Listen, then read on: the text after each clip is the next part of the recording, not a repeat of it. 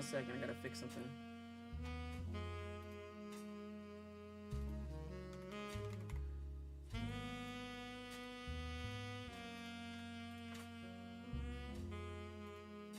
All right, let's see how it's doing.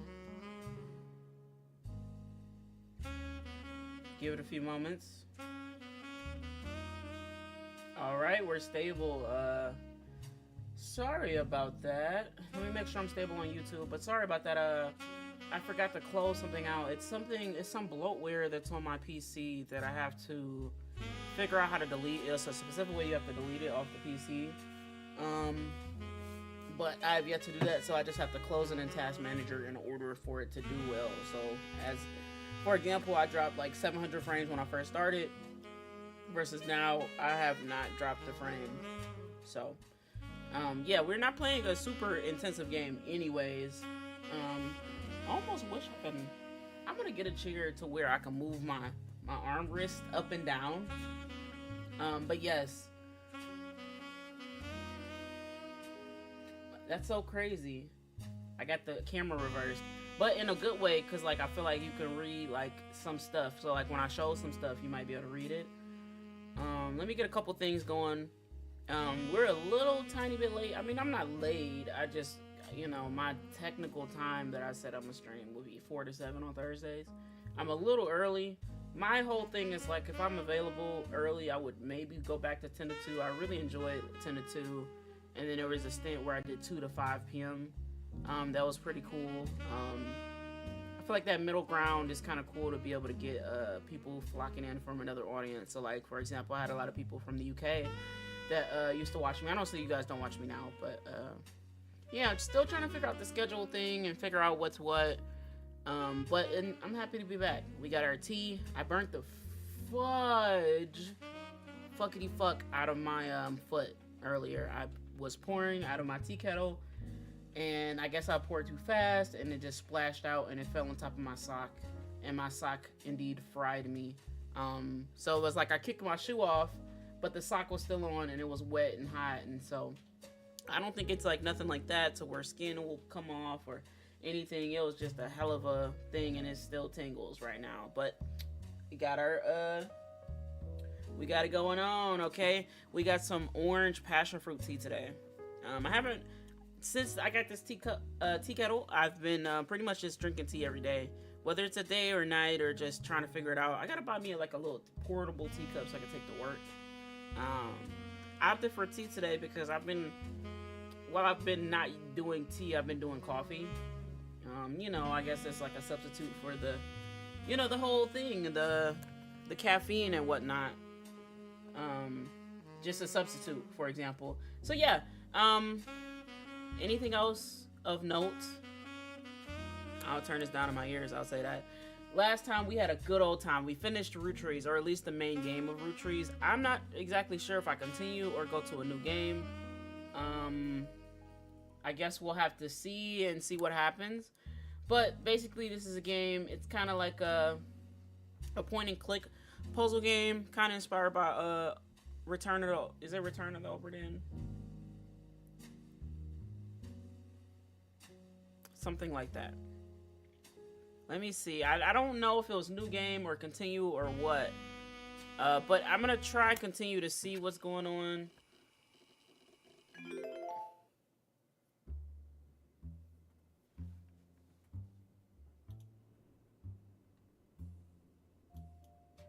Oh, I guess we do have to do new game because I don't think I have any other information.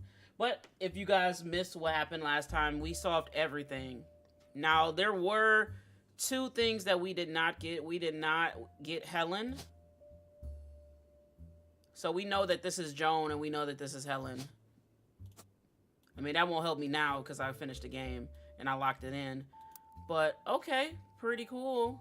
I also know that we can read a little bit of what she says here.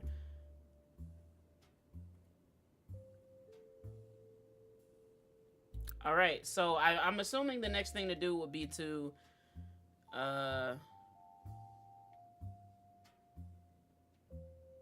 it's not save and quit, is it? It could be save and quit. Yeah. Okay, I was like, hoping that's not a desktop kind of thing. But we've been having a lot of fun with this game, honestly. It's been a while since I really enjoyed a puzzle game. It really has been. I took my hair down. I still got to take it down more, but it looks okay. You know, it looks okay. I don't really like it because it's super. It's like rubber banded up top, so it's not flowing. It don't feel like it's flowing naturally. But I do think it's cute to kind of like have my hair back. It's been a while. But yes, let's go ahead and start this new game. Ah, I see. So we got Roottrees Mania. Finds out what happened to the infamous family in a whole new mystery.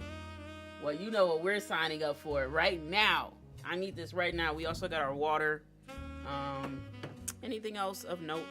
We just got some cool stuff nearby. Like I don't know where the little poppet thing is. I had a whole box of them, and I can't find them right now to show you guys. That's crazy. Hold on, I can show you. I just gotta get up.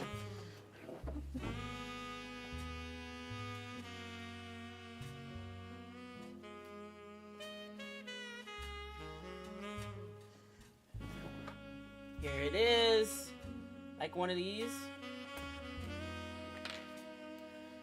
I've been using it a long time. It's kind of cool to like fidget. I got a couple other fidgets here too. Let me see my wall of fidgets I got over here. It's like a shelf.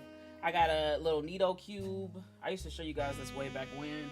This one is kind of like a hard, but goes back to normal kind of thing. And then I got this diamond. It's like kind of wet one. Kind of weird sounding, right? And I got this Neato ball, which is kind of like a medium between the two. It's not super hard. It's not super not hard. Got me a little 4x4 Rubik's Cube. I cannot find my full Rubik's Cube, but I have two of them, so I'm surprised I can't find them. I got this little fidget cube. Oh, you know what? I can show you guys. It's so cute. Okay, we're gonna start after this. But I got this at a convention called. It's either called Otaku U or called just Otaku Con. I'm not sure. But there's a convention held at a relatively close college. And they have like an anime club I go to every so often. And yeah, got one of these. I got actually a pretty good deal, less than $10 or probably $10. But it's kind of cool. I kind of mess around with it. And yes, but yes, last time we completed the game, we had a hell of a good time. One of the things I want to do is pull up YouTube pop-out chat because not that I never do it. I do it. I'm here. See how we looking. We're looking okay on YouTube, I believe. Perfect. I think I might swap my webcam too. I want to fix the background because it's kind of messy behind me and my desk is not together 100%. It is together, like it's placed together, but I just got stuff on the side of my desk. And I'm not sure where the camera will point exactly.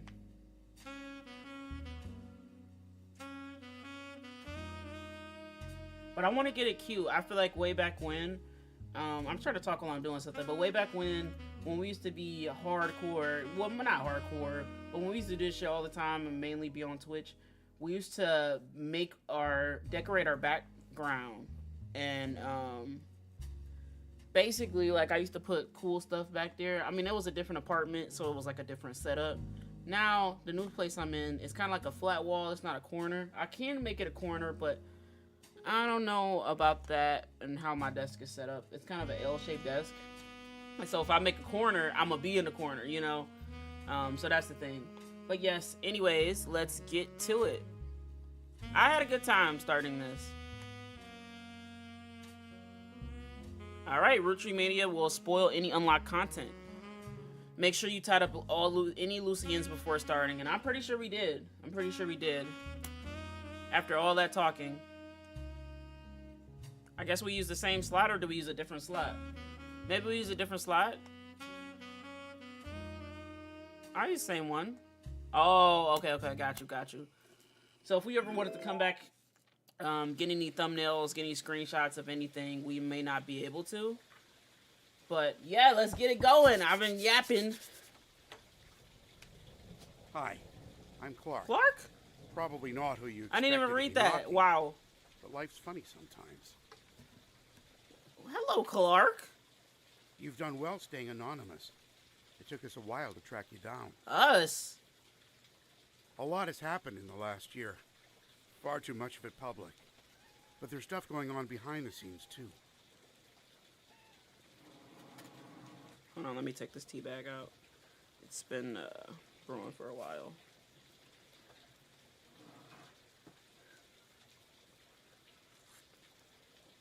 That's pretty good. Still a little too hot to drink, to be honest.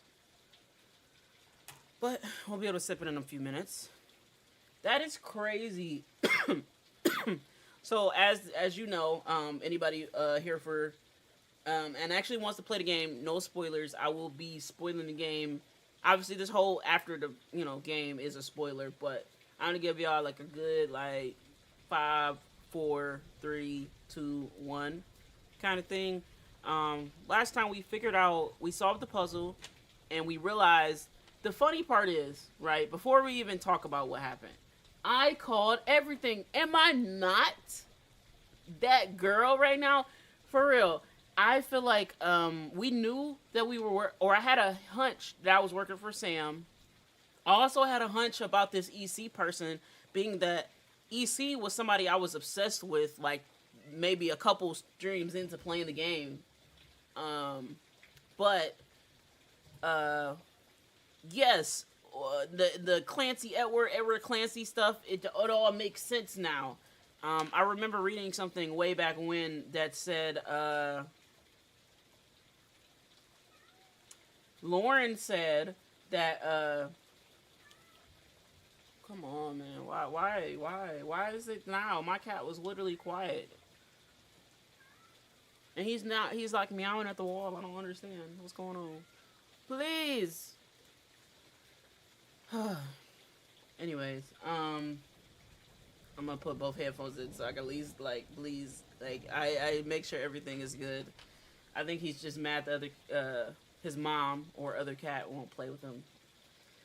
But yes, we had a hunch we were working for Sam. There was something way back when that we read, somebody wrote about Lauren wrote about her dad getting fake mail, and the name was spelled backwards when he got the fake mail. So I thought that was interesting, and none of this actually was in my mind truly when I made that decision. I just figured once they said evil twin, I pretty much figured it was Edward Clancy, because we already know they recycle names. The only other thought that I had last time, or just in general, that it will be somebody with the last name Christensen because EC. But yes, crazy things. I never wanted to be president. I'm not great with stress. With my mother's deteriorating So Clark is the new president? I'm sorry, I'm rambling. I'm not here for sympathy. I'm here because part of the fallout of Sam's book is that everyone's coming out of the woodwork. Okay. Now that it's public knowledge, the Clancy Trust covers any Roottrees despite their history with us. A lot of potential cousins have surfaced. So we playing Ancestry.com right now at this point. I mean, we were playing Ancestry.com, but we weren't playing Ancestry. I can't even say it, gosh. You may have seen that man on the cover of News Time. That was a disaster for us. What man? And then Miracle went and made it all about himself. The long and short of it is, a lot of potential cousins just showed up. Sam's helping some of them. So we gotta figure out who the potential cousins are. But she's not really going about it the right way. And she's not taking calls from anyone in the family. So you want me to talk to Sam? Did I even get paid yet? Like, let's be real. Did we get that money? Or not? I let it slip through a mutual friend that I found you, and I was stopping. Stop scratching the couch.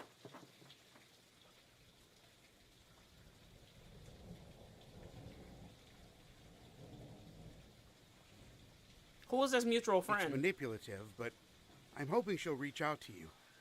You can let her know I'm on her side. Okay.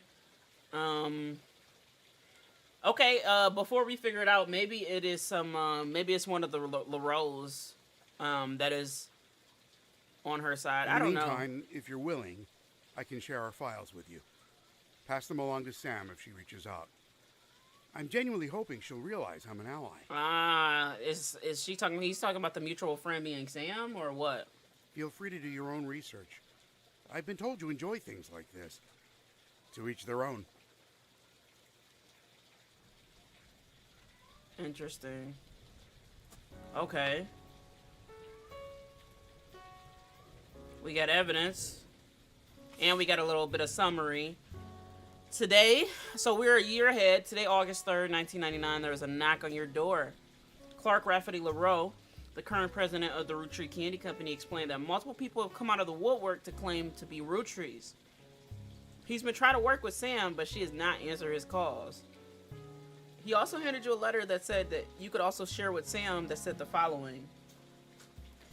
To both of you, the company I hired to help us with the Clance Trust is busy pouring through the entire family's history, as well as people they may have had contact with. That said, the family is not particularly happy with this and are doing their best to slow things down. Many of them are actively avoiding our interviews.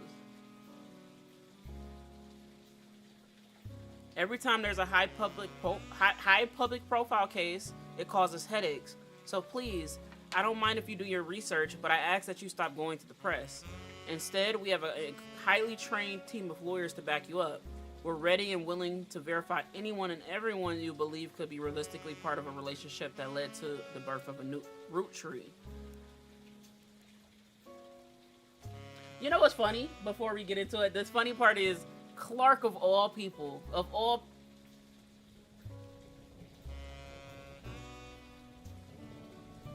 yeah, wasn't Clark, of all people, fucking multiple, he fucked both of the sisters.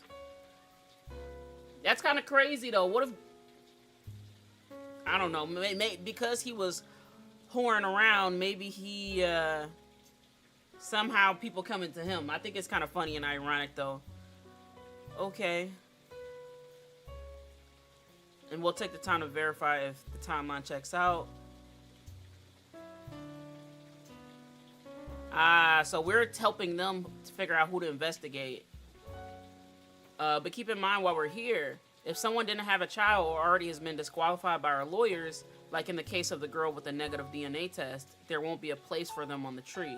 We're not just looking for affairs and infidelities, we're only looking for ones that led to potential new root trees. Some spots in the new section will be marked with the tree icon. Those areas are reserved for members of the original family tree you filled in 8 months ago. Just like last time, be sure to use birth names for everyone you add. Married names or nicknames won't be enough. This is messy. I love it. To start sorting out the infidelities, I recommend you turn your eyes to the men in positions of power. I love to say that that's only because it could have been a lot harder for the women to hide 9 months of pregnancy and birth without the family noticing. But I can't. I'll be blunt. Look, he admitted it. I'll be blunt, I'm no stranger to infidelity. Okay, as long as you know. I wish I could claim that I was a perfect husband, but you've seen the family tree, so why pretend? Some of us learn how to wield our family name and fortune to our benefit. Consequences be damned. And I can't change the past or hurt those who I've betrayed. Instead, all I could do is be honest with myself and to you, refuse to make any more mistakes, and do my best to sort out the various messes we left behind.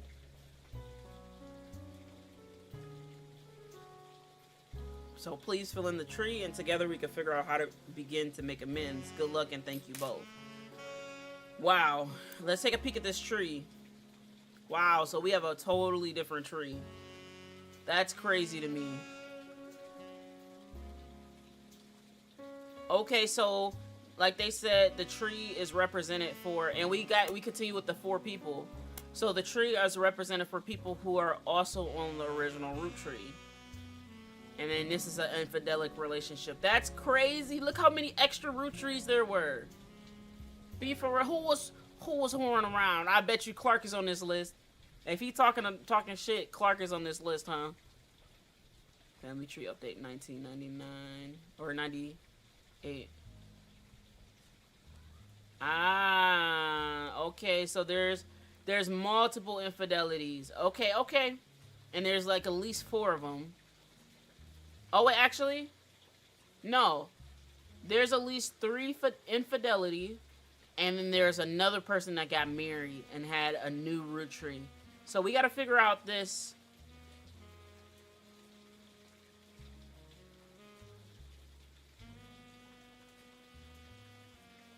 Wait, both of these are green. If both of these are green, this person is also on the original tree. Unless this is a spouse, this is wild, right?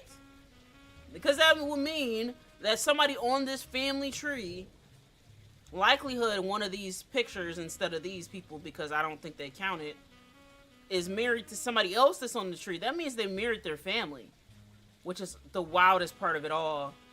Unless Stephanie, oh no, actually she actually was birthed by Caroline. Okay, I thought she was adopted. Maybe also Edward Clancy is on this list as well, and it's not an infidelity kind of thing, or maybe it is. I don't know. We will figure it all out. That's crazy. Okay. Well, previously on The Roottrees Are Dead. This is a new investigation with a new focus after many months of newfound interest in the Roottrees. It is recommended you try to catch up with some of what happened since last time. Some web searches may yield new or different results, and some books and magazines from your previous investigation may be relevant in your new one. It's also a much more widespread search. The list of first and last names you can choose from will contain red herrings. Not all of them will be used. Okay, so this is a little harder. Below is the remainder of most notable beats of your initial dive into the Roottrees family tree. All evidence from before is still available, and for your convenience, any searches that do not lead to new information still function as they did during your first investigation. I wonder what that means. They changed dynamics of the computer. All right, the Roottrees. Let's read it, and then we'll come back and grab some hints that we need. For a second, tea break.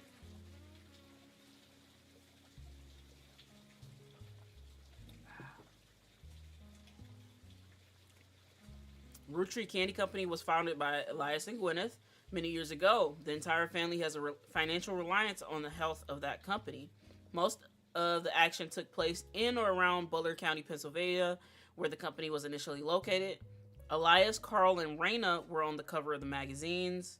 Interesting about that. So maybe these are like teen people, or maybe this is just to go back to some of the evidence that we had before. Other notable Roottrees such as Lauren Roottree, Miracle Roottree, Jim Roottree have physical media such as record albums, books, and movies associated with them. Lauren's 2 diaries were probably the most useful resources overall, mentioning many of her relatives directly. That actually, like, I think we slept. Like, we literally slept on Lauren's, like, diary, for real. We kept coming back to it, and I just couldn't figure out why, but I think I just was looking for very specific people, so my brain could have like filtered out some of that loud noise about stuff that we actually needed that may have helped us solve it a little faster, but it's okay. 5 pieces of Elias' children could be identified based on initials of the original candy flavors. There were 5 presidents of the Roottrees Candy Company. Many were featured in periodicals. Stephanie and Brian Jones were featured in the campaign posters and led to Carolyn Morden's art book, which enabled you to fill out more of the tree. This is kind of interesting. I don't know if we necessarily did it in this order, but many of the younger Roottrees were found by following a complex rabbit hole through a conspiracy site that led to finding a searchable web address for Chris Rafferty, Lauren's grandson. November Roottree was really difficult to place. Her occupation could only be found via Brian Jones' company website. Yeah, that was... I would say maybe she probably was the hardest. If we had to guess that all of them were students and we knew that November probably wouldn't be, even though she was the youngest in that photo, that does not mean she's a grown woman. And also, most of those people had kids. She's just probably just a little, like maybe early 20s. Ron and his brother, gosh, I need to slow down. Ron and his brother, Robert Roottree, go by Ron and Robbie. Both work on a TV show called Brother Trouble. until Ronnie embezzled money and fled to Paris. Ron unsuccessfully tried to have Robbie removed from the clan's trust. Sam and her father were cryptically mentioned in a book about historical letters. Here's also a few dead ends and red herrings. Aloysius hearing Rootree, who claimed to be a Rootree but was not. A Family Man, a book about Elias Rootree, turned out to be propaganda, not useful. Lauren's other books, historical romance novels, were not very useful on their own, though could lead to other information. And Caroline Morden's sculptures were not useful. Intriguing. Okay, we got another piece of evidence here. The notable events. We got 6 pieces. Rootree Rift, Clark Graffiti LaRose, 5 Ps, Rootree Mania, and Anonymom. Alright. Today is August 3rd, 1999. It has been 8 months since you helped Sam Madsen with the research necessary for her book. Maybe I should have... I see it says start here, but I didn't see that, you know, in the thing. Oh, I see it right here. It says start here. Okay. Well, that's fine. We'll read it out of order, I guess. It has been 8 months since you helped Sam Madsen with the research necessary for her book. Sam was true to her word and paid you an incredibly large sum of money. Why are we still in this house? We need a mansion. She never mentioned you by name, however, you've managed to keep a low profile. The Roottrees, on the other hand, have not. Below is a summary of notable events since the book's released, though you can find refresh in your memory in full detail by searching online. 6 pieces. Sam, that was the name of the book? That's low-key fire. Think about it, though. Come on, 5 pieces and your name of the book is 6 pieces? It was a bestseller. It was released in February. It was a bestseller for a few months. At the time, Carl had not been replaced. Rootree Rift. In March, the Rootree Candy Company, or Rootree Company, stumbled publicly as they attempted to respond to the book's release with multiple conflicting press releases and a clear lack of leadership. Clark Rafferty LaRoe. Clark was announced as the permanent successor to Carl Rootree and welcomed Sam Madsen into the family officially. The company hired an outside legal group to handle the changes to the clan's trust. Okay. This included any other new questions of lineage. 5 Ps. After this announcement, there was a rash of different people claiming to be Rootrees, mostly dismissed as opportunists and scammers. The highest profile of these, by a wide margin, was a rapper named Felix Fellows, who changed his moniker to 5 Ps as a publicity move at the same time. 5 Ps is the only notable person on the updated tree. Okay, so he's on the updated tree. Perhaps. I guess. Another high-profile misstep, this is Rootree Mania, and another high-profile misstep, Miracle Rootree publicly and vehemently denied that 5 Ps was a Rootree. The Rootree's legal team then offered to do a DNA test to get 5 Ps to drop his claim, and in a moment that caught what seemed the entire world by storm, the test proved that he was a Rootree. Suddenly the world was obsessed with Rootrees. That's crazy. Anonymom and Jane Doe Rootree. In July, an anonymous woman who press referred to as an Anonymom appeared in interviews with her face and voice disguised. She claimed that an affair with a Rootree led to the birth of her daughter, aka Jane Doe Rootree. If true, this will make her daughter yet another secret Rootree and therefore entitled a share of the clan's trust. Nobody knew it at the time, but this will turn out to be the last chapter in the Rootree Mania saga. As more and more of Anonymom's story came out, people began to notice how much it echoed 5 Ps in nearly every significant way. The court of public opinion began to turn, confirming the world's suspicion. The DNA test orchestrated by lawyers on both sides proved that her daughter was not a Rootree. The final event caused public disappointment, smugness from doubters, and countless accusations of the entire ordeal to be an elaborate hoax or an attempt at fraud. Things got a bit ugly, but the fun of Rootree Mania seems to disappear overnight. Now, a month later, it feels like a distant memory.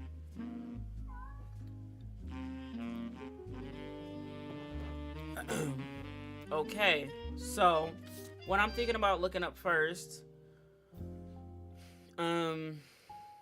maybe we look up the 5 Ps person. Yeah, we're supposed to start here. Maybe how about we start at the top? Let's look at the book 6 Pieces. Let's go ahead and search that. I got a search failure. Tried to search for something while offline. I forgot we gotta log on to the internet.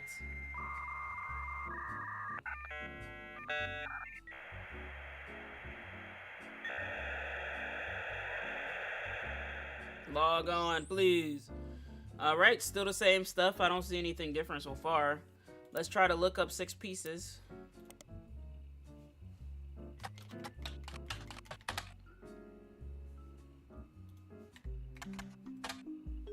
Aha! There's an older version of this page in the Time Travel Archive. Let's show the older, and then we'll show the latest. According to a publisher website, 6 Pieces is an upcoming book by Sam Madsen. There is no further detail about its content or release date.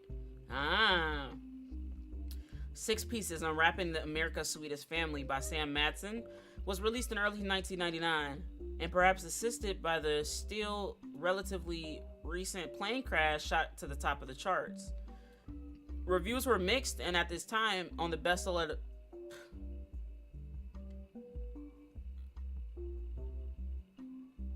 I feel like my cat is trolling me, bro.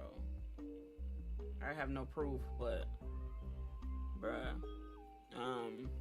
Reviews were mixed, and its time on the bestsellers list was limited to only 2 months. Most reviewers agreed that the core of the book about Samantha's fathers and the struggles they faced was compelling, and that the takedown of the hypocrisy of Elias Roottrees was deserved. However, many took umbrage with the timing of the release and the tone of the book, which seemed vindictive. The fallout of the book led to the Roottrees company scrambling to release a statement, and due to conflict of leadership, famously released multiple conflicting official statements over 3 days. This confusing move was referenced in popular culture due to a late stretch about indecisionitis, but more traditional analysts has been calling it the Roottrees Rift. A few months later, due to Roottrees mania, the book re-entered the charts and sold even better than the first time. Interesting. Okay, let's see what Sam wrote in here. That's the first part.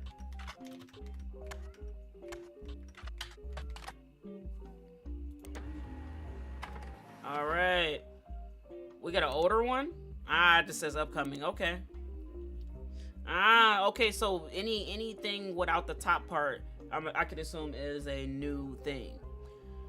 Alright, Sam Madsen's book was released earlier this year and details the truth about Elias Roottrees, as well as Sam's father, Edward Clancy Roottrees, and John Miller. You helped her verify her story, so much of the book's core contents are familiar to you. That said, Sam had some sections from other family secrets and rumors. Not much of it did not matter to the primary purpose of the book, and some of it is new to you and may be important in your new search. These sections have been added to your notes. Okay. Let's take a look.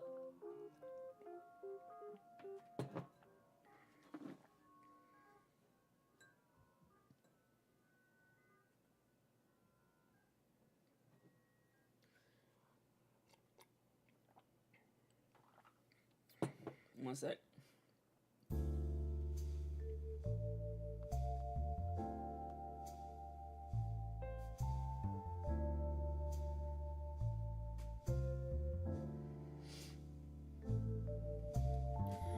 All right, let's look at this book.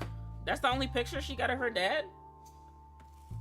Oh, not her dad, but that's the only picture she got of who she was raised with? Sam's book has a few different passages about her own history with the company and the rumors and the gossip she collected during that tenure. She ran the farm for a period starting around 1968 after the death of Elias Roottrees until her daughter Gwyneth took over in 1984. Most of the relevant rumors coincide with the reign of Guy Hudson, who took over as president in 1978.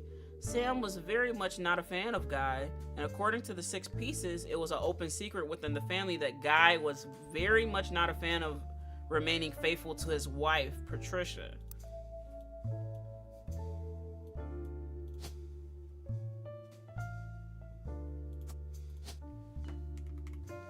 Alright, Guy, you're the first infidel persons.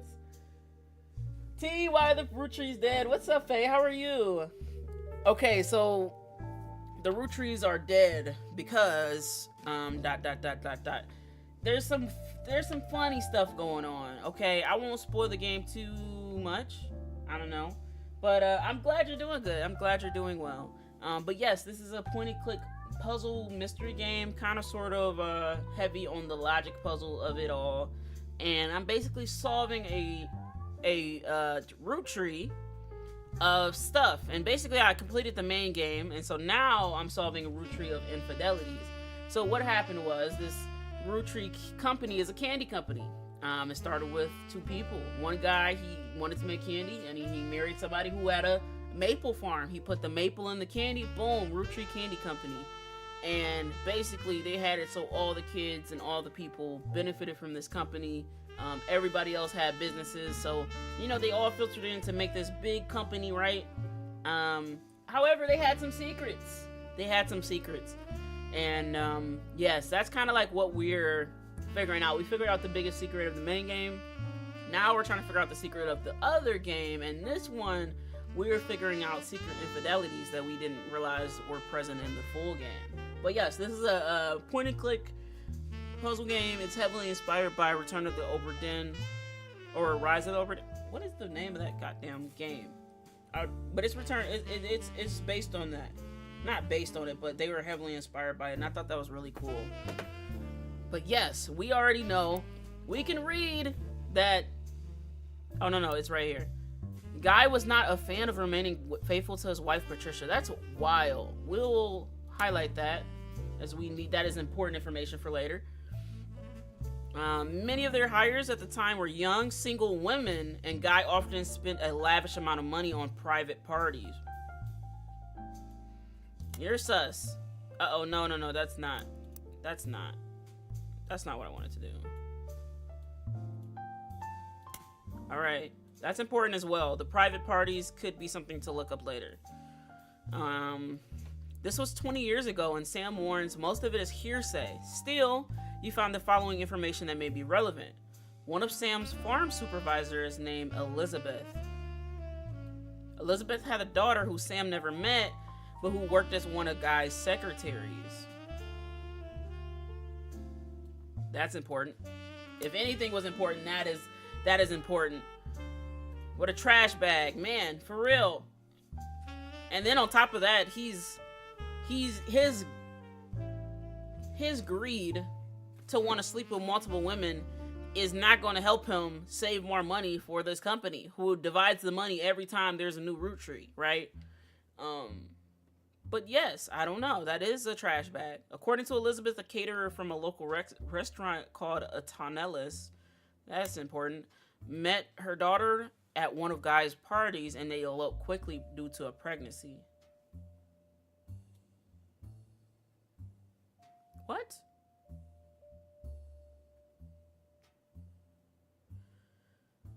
A caterer from local cause.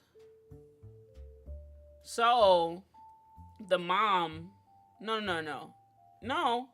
Okay, so the supervisor, basically, her story is that her daughter met a caterer at one of Guy's parties and they eloped quickly, but I guess she wasn't aware that party was for sleep.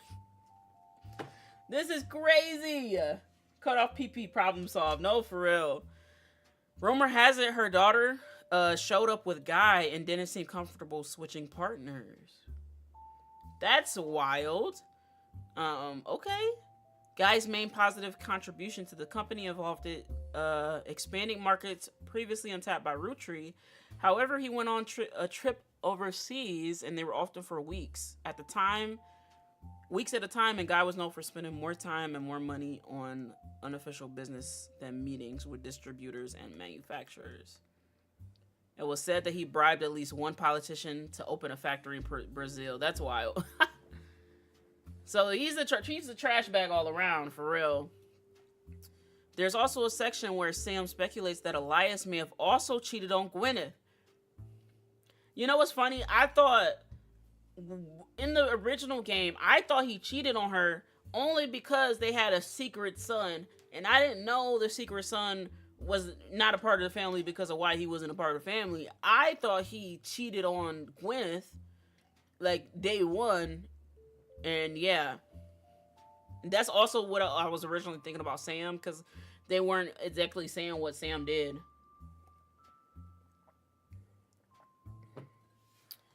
Gwyneth was always much kinder to Sam than Elias was.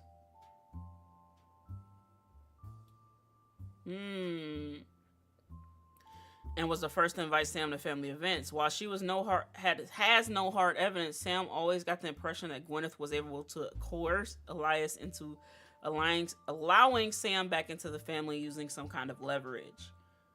So Sam is theorizing that her grandmother is basically the one that basically brought her into the family, and it wasn't her grandfather's idea in the first place. Interesting.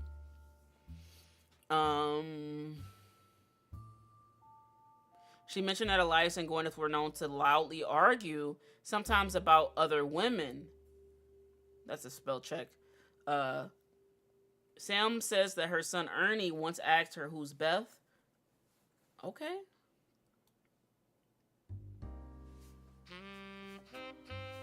That's important. Beth? Alright, Beth, we gonna find you out. As far as Sam knows, Elias once had a secretary named Elizabeth. Whoa!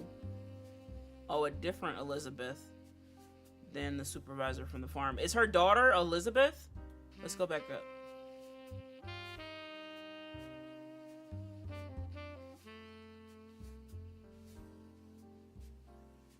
Elizabeth had a daughter who Sam never met, but worked as one of the guy's secretaries. So, basically, Elizabeth's daughter could have been Elizabeth. Interesting. Okay. Alright. I guess we can follow down this rabbit hole. I feel like it might be better to stick with what we did. I think, although our, all over the place helped, I think I could try a slightly different, method this time. So we're going to try to do what we got. Let's see. Let's Google this private parties thing. No. Let's see if we could Google private parties in Butler County. What if, I don't know, what if they had some type of safe for work advertisement? You never know. Okay, so the private parties did not come up with anything. Okay, let's search that Autonellis. There are a large number of Autonellis restaurants. Not because it's a chain, just because it seems like a common name for Italian restaurants. You may need to look into more of a local source. Okay, so we know where we're going, to Butler County Times. Autonellis is an Italian restaurant and has been in the Butler County Times twice. Most recent time was when it closed in 1992. That name is not familiar, but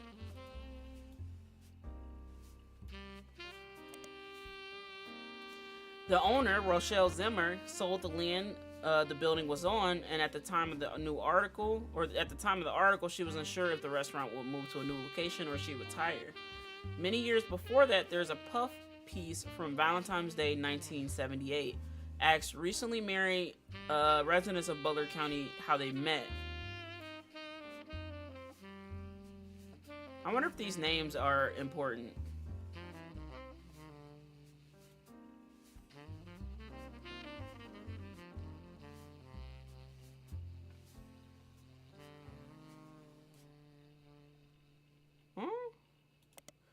That's sus. Christine Garland responded. She and her husband Steve, who was a head chef at Autonellis, met years ago when she delivered produce from her mother's farm. Mother's farm?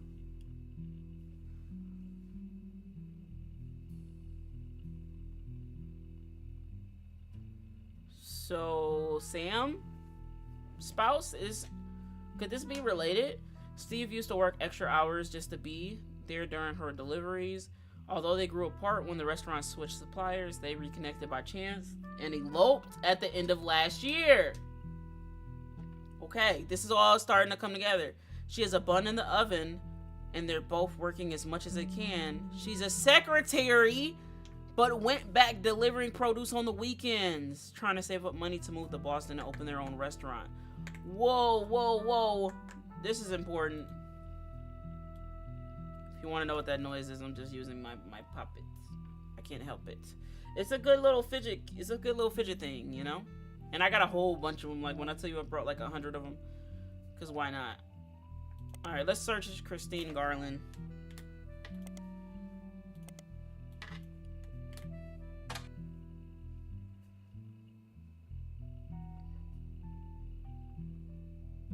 So we know Steve, her mother's farm. So Christine Garland could either be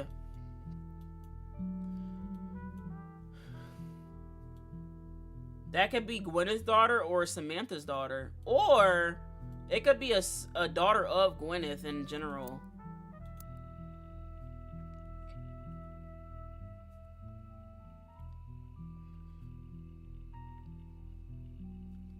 Is the last name Steve? Do they got the same last name?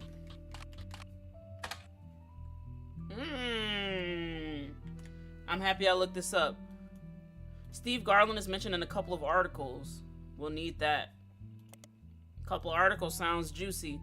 The first was an article about how he met his wife Christine when he worked at Antonellis. Second is from a few months ago, September 1978, a listing for his weekend cooking classes, Gourmet for Groovy. The blurb mentioned he's been giving lessons from his home kitchen the last month. That's intriguing. That's intriguing enough to keep. The blurb mentions he's been giving lessons from his kitchen the last month so that he can keep an eye on his son. The third was from 1991 and is titled Local Author Sued by Former Butler County Resident. Okay, that's gonna be interesting. It seems that a local author by the name of Mark Zimmer was sued by Garland after Garland saw Zimmer promoting his book as Kitchen Tales on television. These names. Oh, I got something. I didn't even mean to do that. I'm trying to get this. I'm trying to use the system, okay? I was writing on paper before. And I can go back to doing that if I do have some paper. It's like a lot of stuff about last time. I guess I got part of the paper not filled in. If I need to use paper, I will.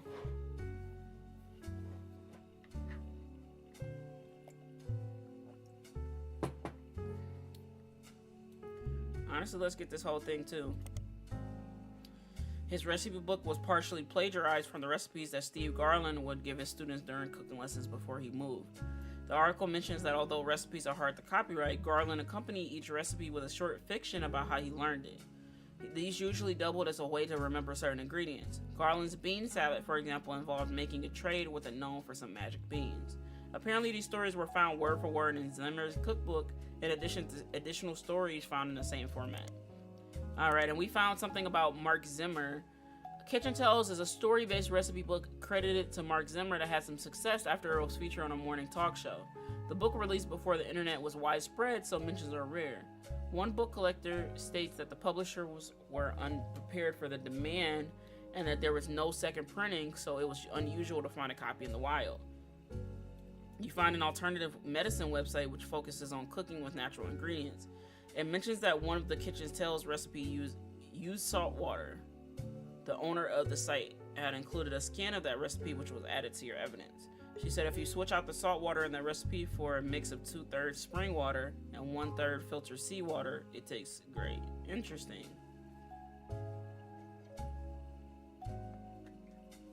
He said next grade. No. Now, I'm at a point.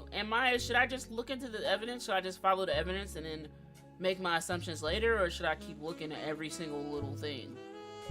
I kind of might allow myself to roam just a little bit. Alright, let's look at this recipe. Is it going to have the same thing? I guess it does.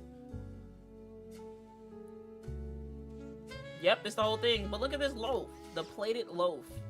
What does this require? Cutting the loaf into very specific things. Okay, it's given recipe.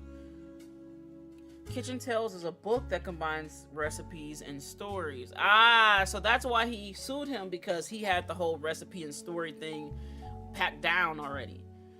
It had a mild popularity but seemed to disappear from online marketplaces in '92. You find a scan of one story on a website. It demonstrates how to bake the plated loaf. For years, two bakers, Flora and Yates, flirted. Ooh. Is this about one of the affairs? It's given that. For 2 years, Flora and Yates flirted. They grew their friendship, compared recipes, and combined knowledge. She loved his salt and pepper beard. Okay, that's really giving something that's going to identify somebody when we find picture evidence, for sure. He adored her rosemary cheeks. That's also a descriptor. Okay. That's enough to highlight right up under Flora and Yates. They thought sweetly about one another, but he was one day whisked away, conscripted to bake the army's bread. So he got sent to the army. By the oil of the lamp, Flora's tears began to salt her bread. The recipe asked the redder to combine I just said redder. Would it become overwhelming if you did it all together? Oh, you talking about like doing all the things? I don't know. I mean, I feel like I'm at the beginning, so I kind of just, I don't know. I could reach a dead part where I'm like, I'm reaching a dead end of my search and then keep looking. But I think I'm going to try to take some notes, try to take some good notes. So hopefully I don't have to come back too much. I don't know. I got to find this orange I'm going to write that down. Orange passion fruit tea. I don't know what it is about passion fruit. Passion fruit and dragon fruit have to be like some of the best flavors ever. And then don't get me started on the fruit, which I barely have. Very rarely. I don't think they're really in season much up here, up north.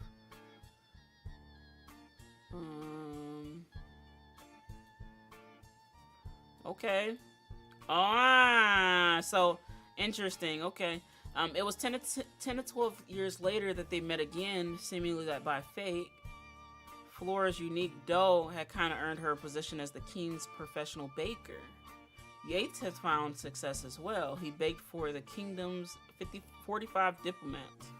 One day he returned from Dutch Isles with a gift, 450 unbaked loaves, and were sent.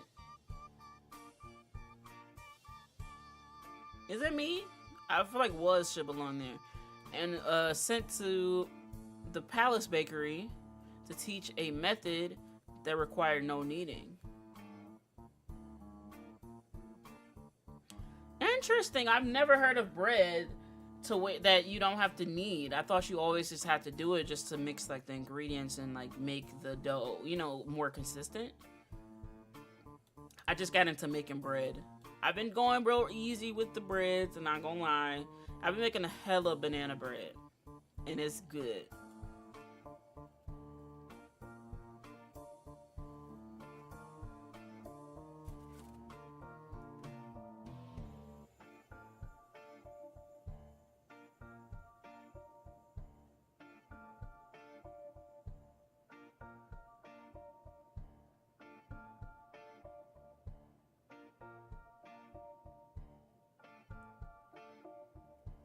Alright.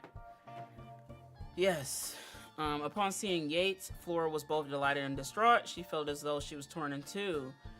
She had not been made aware of the gift and was already prepared buns for the palace ovens. She was to greet.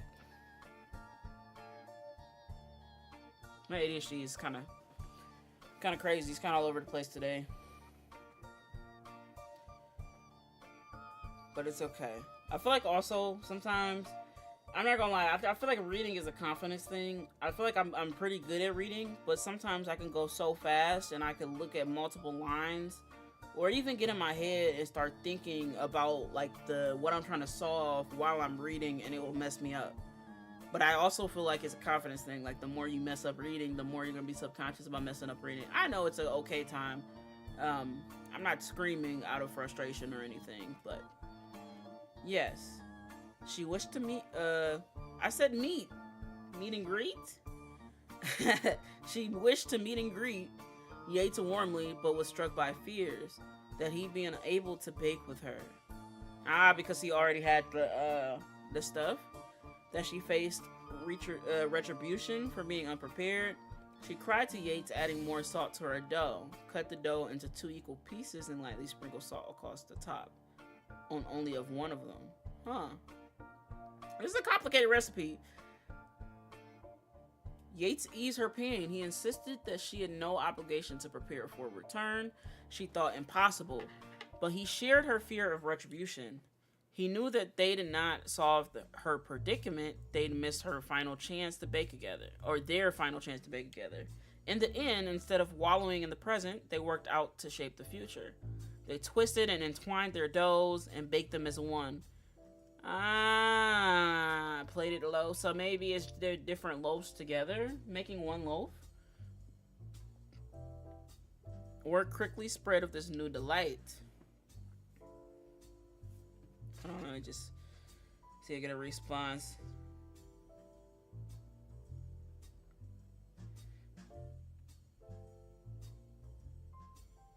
Okay.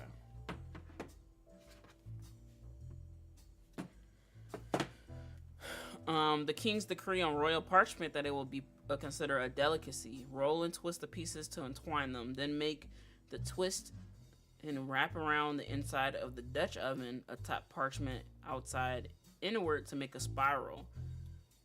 Bankrolled by the king, Flora and Yates spent their days baking together.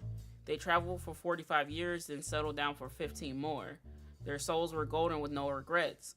Lastly, bake for 45 minutes and remove the lid and observe until crust and still is golden brown, which should take up to 15 minutes. Okay, so this is clearly about a relationship.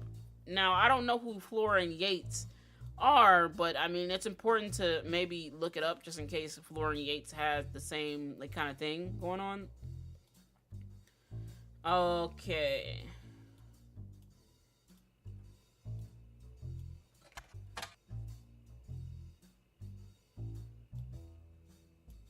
Let's search that Kitchen Tales.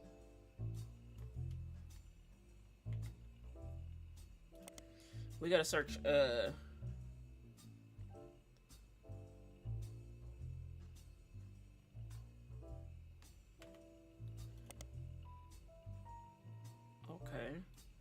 That came up with the same thing.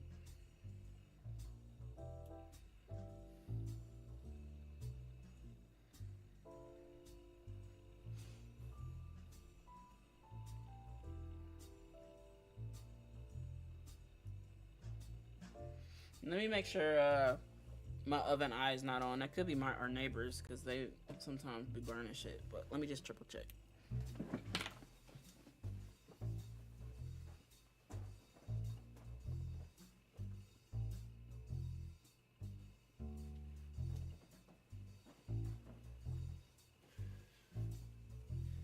Okay. Anxiety qualmed. Fears are not real. Or they could be. If I smell it heavy, then I'll be like, okay, let me go out there and triple check. But, ouch. That just hurt my finger. Okay. All right, let's search this gourmet for the groovy. Uh-oh. Did I not?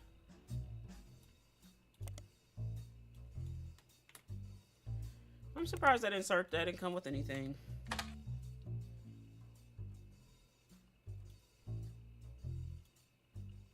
Let's search that. No, that's too long.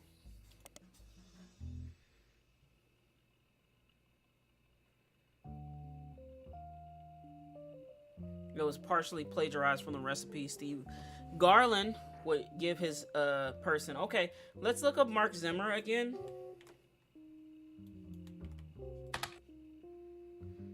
Rochelle and her husband Mark Zimmer have a few mentions in Butler County Time.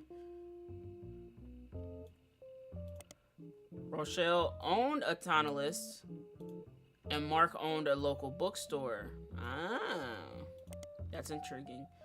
Mark is also mentioned once in Butler County Times when he was sued by Steve Garland. Okay, this is intriguing. Let's look up this bookmarks. And it's probably going to be in Butler County Times, I imagine. Bookmarks appeared in the Butler County Times many times. All of them were in the form of advertisements and listing of events that took place in the store, such as book signings. None of it seems relevant to your current search, although Lauren Roottrees did a book signing in 1970. Okay, so, you know, she went there to, you know, sign her shit.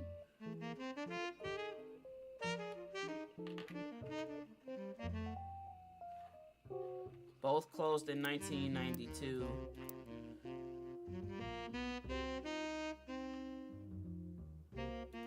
That is so interesting.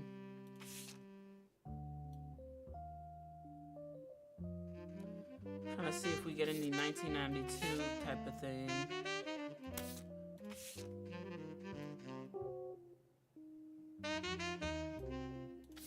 Okay, I feel like we've hit a dead end with this one, at least for now. Until we know who Flora and Yates are, we might have a little bit hard time. Oh, did we search Rochelle Zimmer?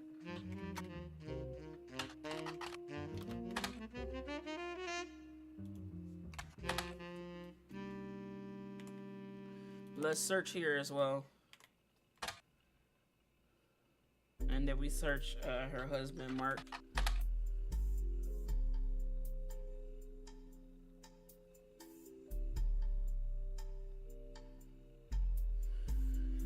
Okay.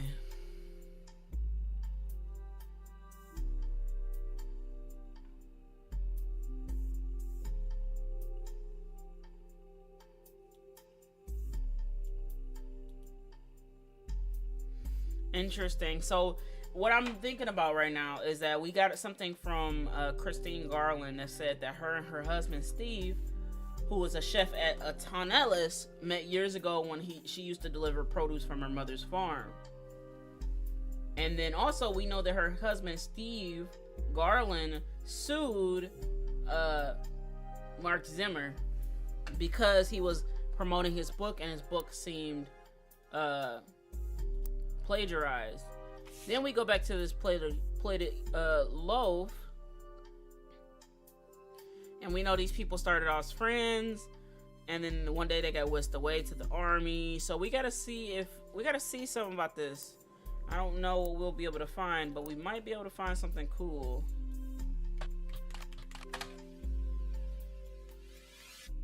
And will we get the same thing as well?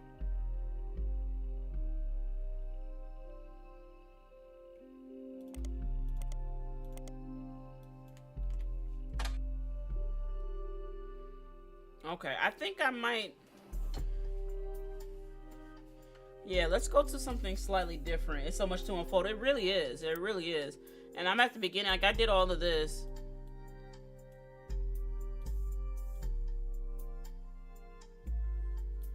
Cool. So, every affair that happened besides... Oh, this person had multiple affairs? Bro, what if Guy was here? I honestly, I'm put Guy. They said he was known to cheat on his wife, so I believe that could prove that he had multiple children with multiple folk. And also, the interesting part about it, Guy went.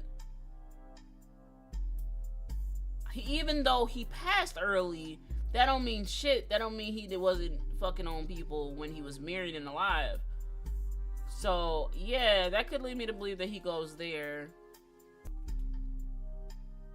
And then some of these names, these people are here. But it don't make no sense. Alright, let's keep going. So we still got some different stuff. So the plated loaf is probably going to help us figure out who Yates and Flora is. But we'll start here. Let's search up anything else. So we know about the Roottrees Rift. We read a little bit about it, but we didn't search it up. And then we'll copy that for the other thing. The 3 press releases from the Roottrees Candy Company after the release of 6 pieces referred to the Roottrees Rift due to clear conflicts between them. The first one was fairly standard. It stated that there was no president of the Roottrees Candy Company, but that the entire family was made aware of the release of the book and that they would be meeting soon as possible. Only then could they verify the legitimacy of the claims it raised and decide the next steps. The second release was emailed to business newspapers about 3 hours later and announced after that vote. Ron Roottrees would be taking over temporarily as interim president. It also went on to state that Ron was aware of the book and verified the claims within and would look into compensating Ms. Madsen and her family immediately. It was also stated that the company lawyers will be taking immediate steps with the family to revisit the clan's terms to make sure nothing like this could happen again. Okay, both of these responses don't seem realistic, to be honest. Never played games as detailed as this? Okay. But they do have an Ace Attorney game. I actually really fuck with Ace Attorney. I want to buy the next game. I've been saving up or waiting on, not necessarily saving up, but I've been waiting on it to go on sale again. The newer one. But yes, watching you play this has tempted me to open it. Yeah, why not? I love very complicated games. I love puzzle games. I love stuff that makes you think. I feel like those are my kryptonite. Like, it could be hard, but they're really cool. Like this game, it does remind me of Obra Dinn. It also kind of reminds me of Return to the Golden Idol in a way, because we're getting like all this information and we have to decipher it afterwards. Like this stuff has already happened. Like we're just Googling the fact after.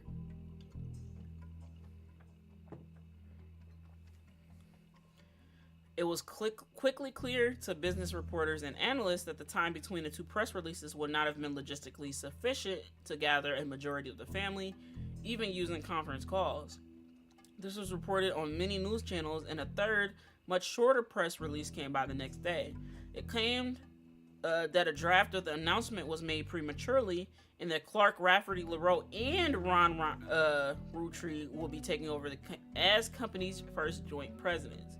It also stated any compensation plan will be based on a stringent verification process.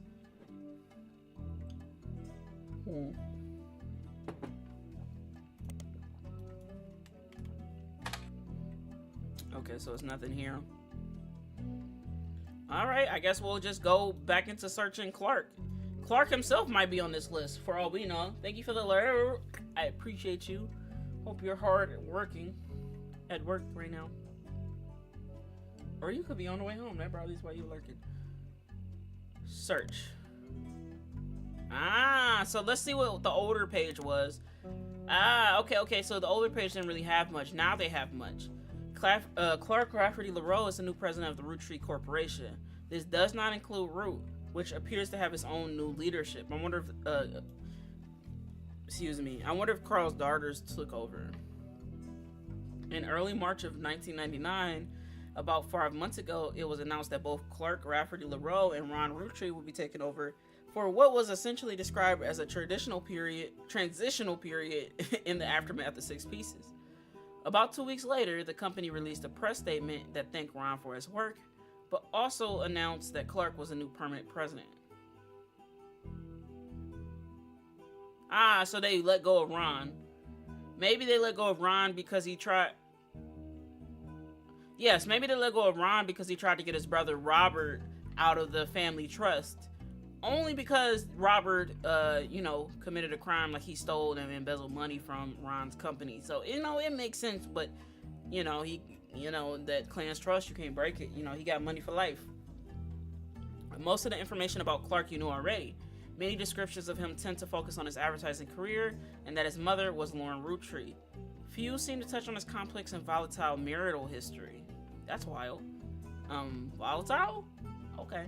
Since taking over, Clark has tried to remain out of the spotlight, but did have one notable foray into the public eye. He gained a lot of support for when his first move was a statement in favor of accepting Sam and her family into the trust.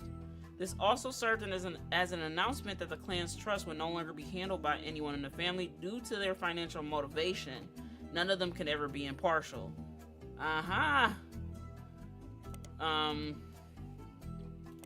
We'll also search up Clark in here as well. Okay, interesting. I'm curious what happened to Ron Roottrees.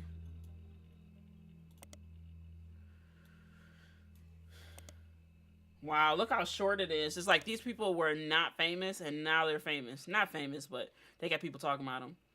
Ron was announced as the president of Roottrees during the Roottrees Rift, but the next release immediately reversed the announcement and instead stated that Ron and Clark would take over. A few weeks later, Ron was dropped from the title entirely. That's crazy. So there are three different things. One, so there's a side of the family that wanted Ron to take over. There's a side of the family that wanted them both to take over, and then there's a side of the family that only wanted Clark to take over. A few weeks later, Ron was dropped from the title entirely. There are hundreds of results about this development, but most articles are retelling of the basic details. Some veer into heavy speculation based on an article about Ron in Business Watch. Okay, we'll be looking that up.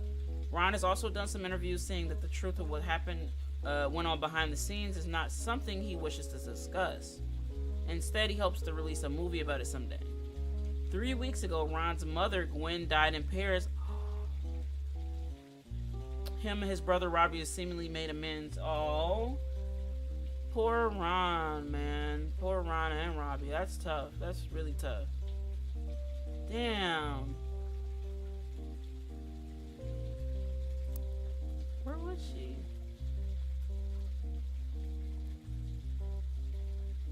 Yeah, she's older. She's if Sam is older, she's older.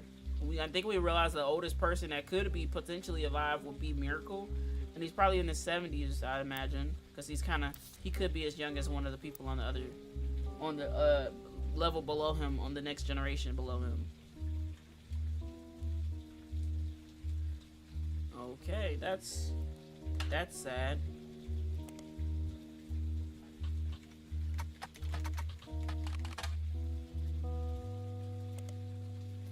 Alright, let's see. Business Watch ran an article 2 months after the Roottrees Rift about what really happened with Roottrees. The article mentions that nobody from the Roottrees that they reached out was willing to go on record. Instead, the timeline of events has been constructed from public record, accidental leaks, and sources on the inside. The only parts that are new to you are also the most vague parts, the ones supposedly confirmed by their anonymous source. The timeline says that the family actually held a preliminary vote after Carl Roottrees died, but before the release of the 6 pieces, they decided that they wanted Ron Roottrees to take over because of his experience running RR Productions and because he was well known and well respected Roottrees.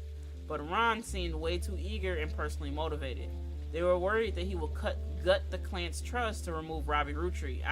So they didn't want him to take over because they thought that he was going to finally ban his brother. Like, they, even though the brother committed a crime, he's still family, and them removing the clan's trust in general. So basically, how does clan's trust work is that, the way back when, they had a lawyer that worked for the family, or that was part of the family, and he came up with this clan's trust, and basically, it said that only the people who were direct descendants of Roottrees had the ability to maintain possession of the farm, or possession of the company, be the president, and get significant amount of money. So if you removed, however they did it way back when, made it unbreakable, right? It was an unbreakable legal document. So, in between way back when and basically 2000, they figured out a way to re-edit it and figure it all out. But that doesn't mean Ron gets the right to remove Robert. But yes, the family was notoriously unwilling to do anything that could risk their wealth. That's crazy, low-key. Like, they're so greedy. They stalled Ron, and Ron became frustrated with the delay. When 6 pieces came out, he saw his chance to force action while the family was in the limelight and released a press release himself in an attempt to get the ball rolling faster. Wow! That's crazy. He forced it. Okay, how much money did his brother embezzle? That's what I want to know. I gotta find my Aquaphor. Because this ain't cutting it. This EOS, it don't do shit. It must stand for... I don't know. I was trying to be creative and maybe funny, but... It don't stand for chapstick. Because I feel like I put it on and it's gone in like a few seconds.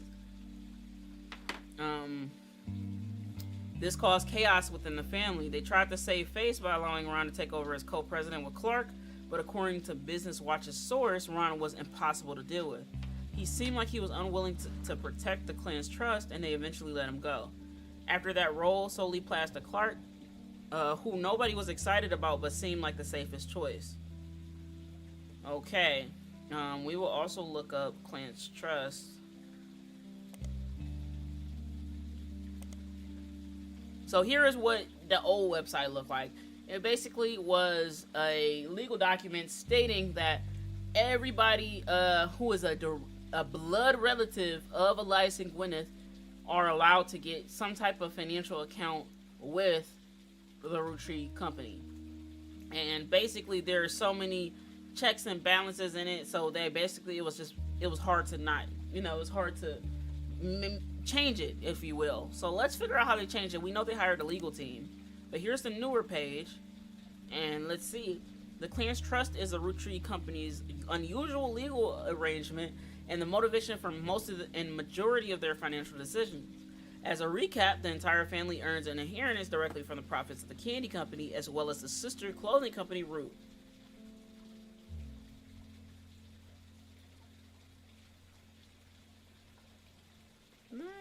Nice. Love that. Love to see it.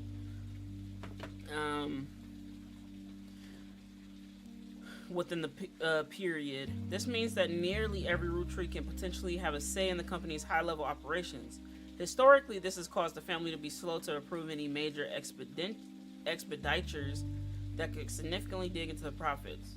After the release of 6 Pieces by Sam Matson, the clan's trust came underway under heavy scrutiny. Sam, her children, and her grandchildren should have all been covered under the trust, according to the wording revealed during an internal family conflict between Ron and Robbie Roottrees. So maybe when Ron tried to remove his brother for stealing money from the company, they dug deep into it and found out that Sam should have been basically she should have been in the trust regardless.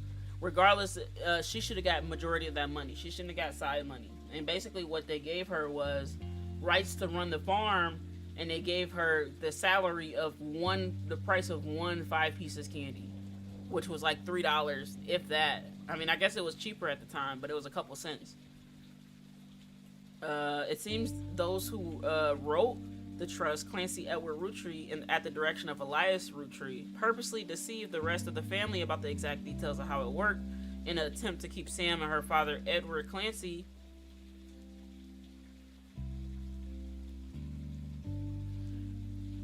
so Sam's father is Edward Clancy. Or maybe that's just like adopted father. Okay. I was about to say, it don't make sense that they would be because of her hair. But also, they don't mean shit, right?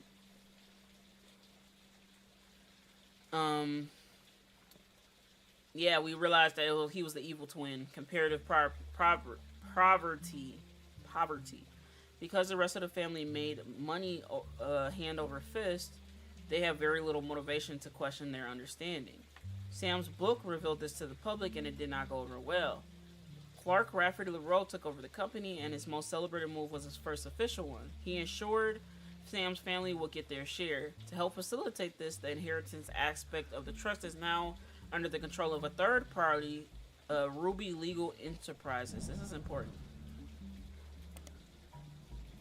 This ensures that the financial motivations of the Roottrees family members will not interfere with the investigations to potential new Roottrees. According to Clark's letter, however, some family members are still doing their best to slow the investigation down by refusing to answer questions. Okay. Well, you already know where we're going to look. I guess we could search the clan's trust in the other thing.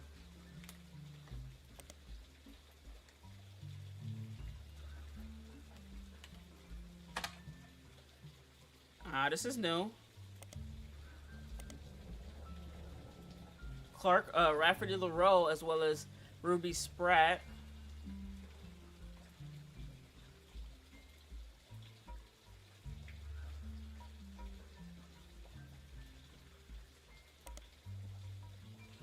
Interesting. We're gonna have to Google Ruby's name.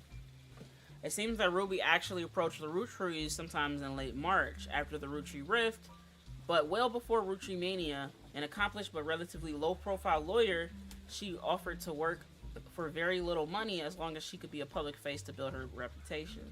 The family quickly jumped on this case, as many family members often attempt to spend as little as possible to keep the shares of the clan's trust as high as possible.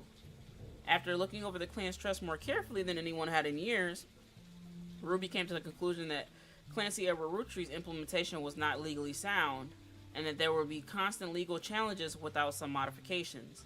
The family decided to put her in charge of the trust, both legally and as a public face, to prevent further issues. Ruby Legal Enterprises have been described as a mix between a law firm and a PR firm. Her first moves, a sort of trial run before she was even hired permanently, was to help them draft a public statement accepting Sam into the family and declaring that they'd begin to address the clan's trust. This went quite well, and they officially hired her in early April. Ruby Legal is now in charge of financial aspects of the company, including verifying any claims to the trust and organizing the various charitable causes such as scholarships that have been set up in the name of the deceased. Okay. Let's go ahead and search. Is it the Ruby Legal?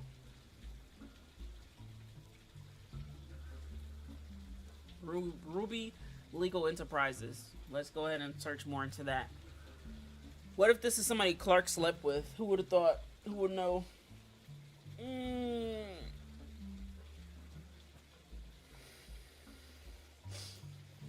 Ruby Legal Enterprises, the name of the law firm that has been hired by the Roottrees Candy Company. The company is named after its head lawyer, Ruby Spratt. You can't find much about the company before its year, though all of the articles tell the same tale. After the fiasco of the Six Pieces and the revelation that the Roottrees internal law group was complicit in such a cover-up, they hired outside counsel. The Ruby Legal Enterprises group seems to have more ties to the aspect of the Roottrees Corporation, including the Candy Company and Rue. So basically whatever Clancy Edward wrote was not sound. They thought it was legally sound, they thought it was legally binding, and they thought that they couldn't change it. But that clearly is not true. That clearly is not true.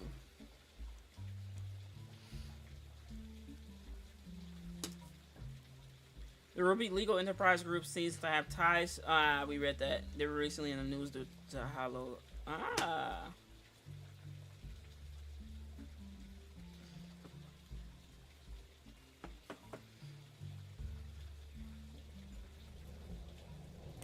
Alright, we'll search that up in 1 second. I don't wanna get too distracted.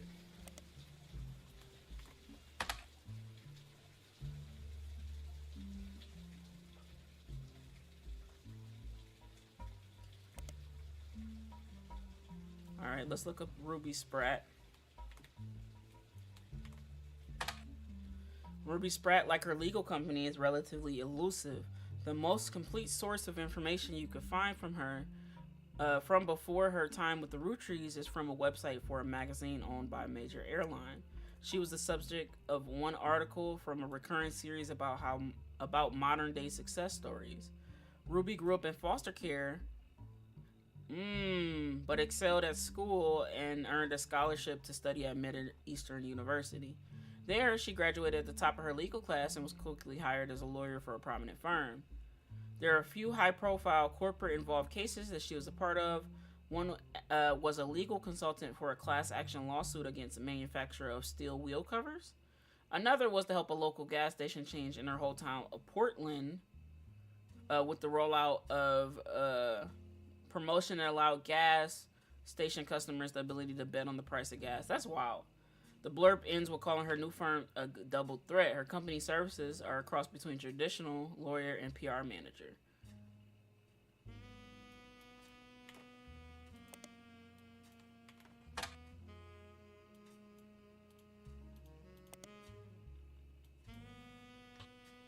What is Portland's nail? Man, imagine. Hi, Ship. I appreciate you being here.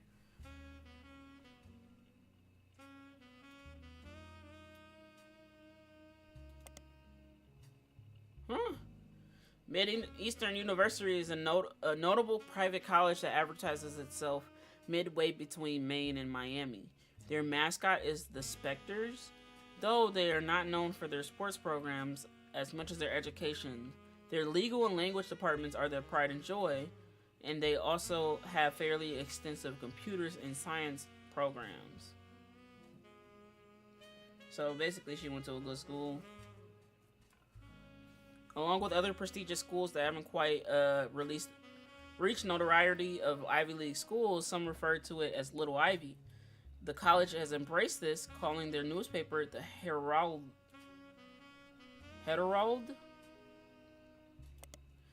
which is a combination of Hedera, specific term for Ivy, and Herald. Their website boasts that they have a historical technology museum on a campus, including a still functioning computer from the 1960s that takes up a full room. They also have a printing press that they use to print one special year-end issue of the Herald each year. Ah. This is to solve it. So we got to look some more people up here, I believe. But yes, we found more about Ruby. Ruby Spratt graduated top of her class from Mid-Eastern's Legal College. Her valedictorian speech was somewhat controversial at the time, as it was quite serious with a heavy focus on wealth inequality. This didn't go over well with the predominantly middle to upper class audience in attendance. The editor of the Herald, Herald? At the time, said Ruby, unsatisfied by simply earning her place at Mid-Eastern with a full scholarship, went to earn a captive audience of her peers with a perfect GPA. It felt like the ideal occasion for a celebration of an undoubtedly incredible individual. However, by the end of her speech, there were many in the audience that wished that neither of those events had transpired. It was a passionate attempt to use her soapbox to proselytize her fellow students and their parents into the religion of poverty. But unfortunately, judging by the silence, none of them, they remain unconverted. That is kind of silly.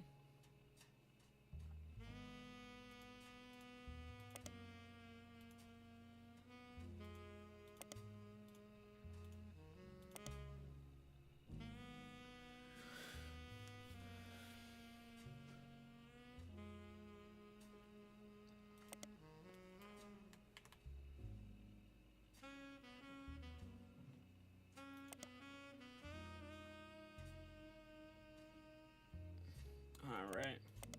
There was somebody else that we found at the bottom of one of our things that we were reading that I want to go back to. It was a name.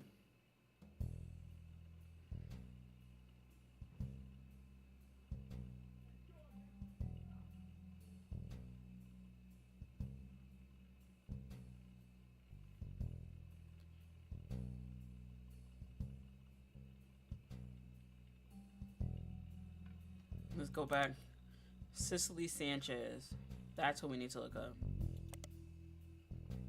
Cicely Sanchez, an author best known for Portrait of a Changed Man. Let's go back. Let's highlight that.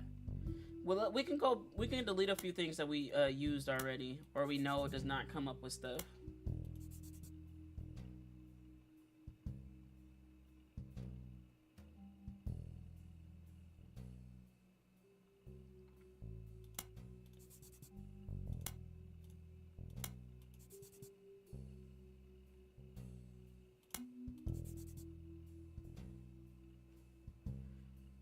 Okay, we'll follow up with this book in a moment. Her follow-up, Foreign Gospel, did not perform as well. Okay, highlight that as well. Critically, but still sold quite respectably. She has written a few more books since then, including a biography of Van Gogh, but her first two are her claim to fame. According to a site about authors, Cicely is known for her nonfiction, with a focus on exploring darkness in the human psyche. Recently, Cicely appeared in a magazine called Piketty with an article about a book she had been commissioned to write for Guy Hudson.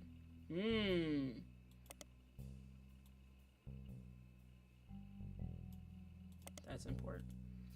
The magazine and Cicely herself were immediately issued a cease and desist due to its inclusion of pictures that she never had the rights to publish. The issue was pulled from the store shelves, making it an instant collector's item.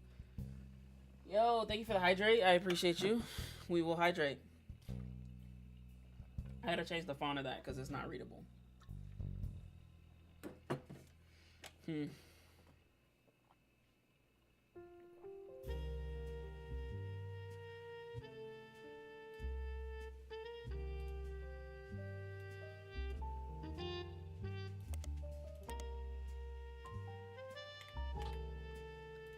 And then, what's her name? Cicely?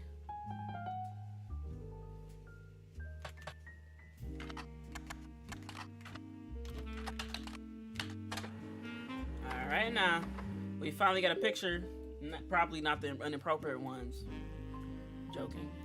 But, yeah, in an issue that focused on talking about a talking toy fish and the demonic messages it supposedly said as the batteries ran low, Piketty had an article about a canceled book by Cicely Sanchez. The book's subject was Guy Hudson, and the issue was said to contain pictures that Cicely did not have the rights to publish. Because of the pictures, this issue was pulled from the store shelves, making it subject to some conspiracies, an instant collector's item. Due to the recall, the version found in these archives is incomplete.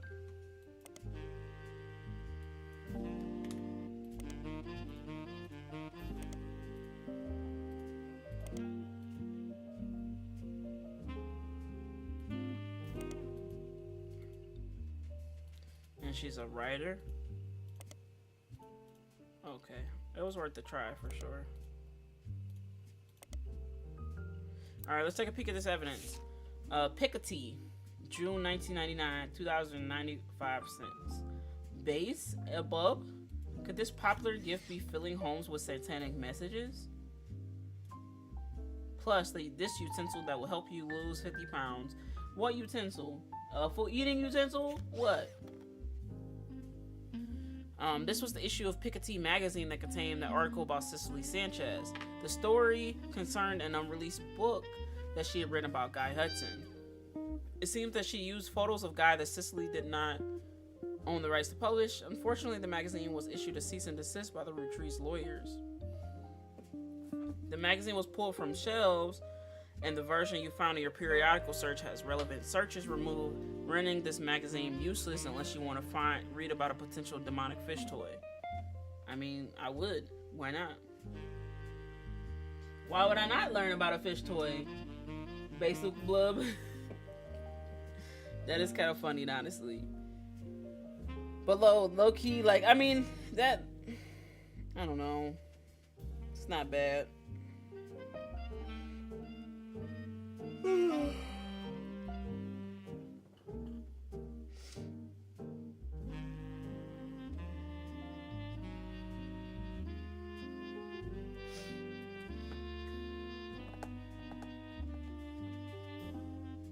So this is not a book.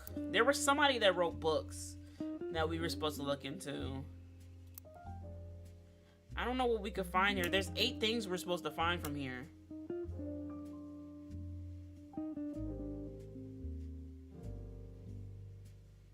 Yeah, it's a magazine, not a book.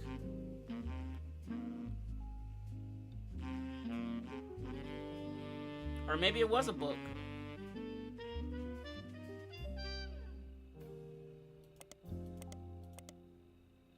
Ah, yes, she did write a book. Ah, cool. Let's look it up. I like how really thought out this internet thing is.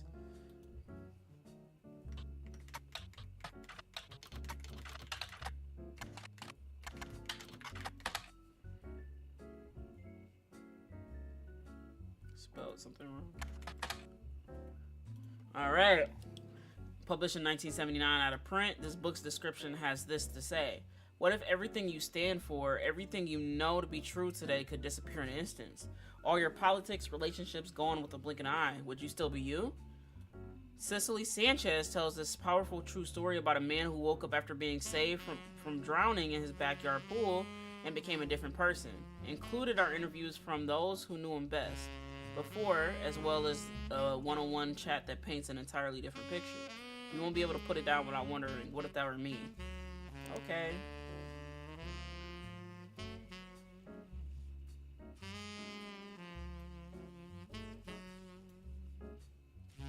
copy that foreign gospel. That could be important. You never know what's important on this game. And most things come up with something to look at or something to read, if that makes sense as well.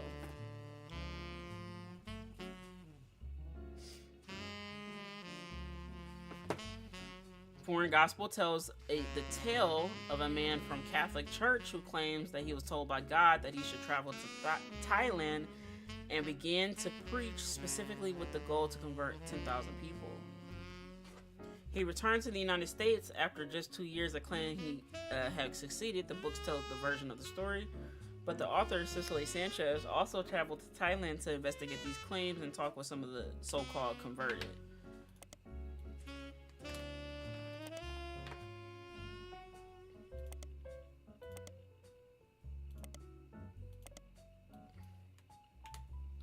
Let's search this portrait of a changed man. Okay, so nothing comes up with that.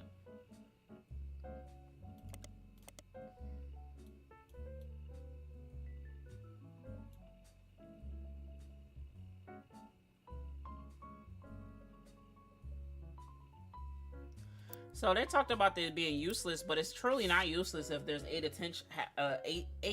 clues attached to this. Ooh, pizza and curly fries for din din. That sounds delicious. I still don't know what I'm gonna eat for dinner. I had a Tim Hortons sandwich, and surprisingly, I didn't get a coffee today. But I drank tea, so I was like, yeah, maybe I need a coffee.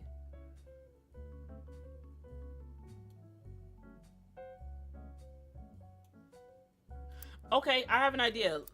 Everybody, we can research again. So let's just research everybody. See, it's a new page. Look at the older page. And then let's look at the newer page. Okay, Guy Hudson, who was only president of Roottrees for a few years in the late 70s and early 80s, had mostly faded to obscurity except for the fancy flavors debacle. During Roottrees mania, he suddenly rose to prominence after 5Ps. We still gotta look up 5Ps. After 5Ps appeared on the cover of a magazine called holding a photo of Guy and his mother.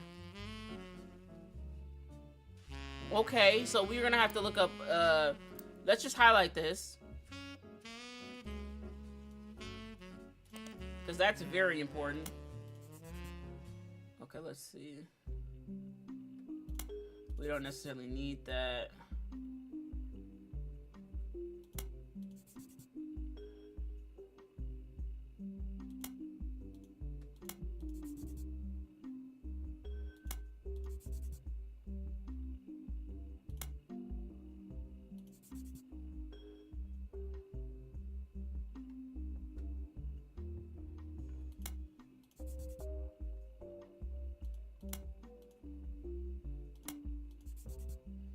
Okay, so if I had to guess already, Guy, you know, it probably is the guy that has multiple relationships since he's the only one that's known.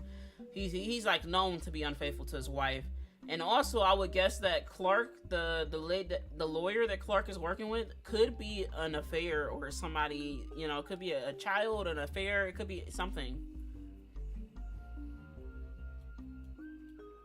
A few people that existed adjacent to the company in the 70s have come forward with stories about debauchery in swinger parties.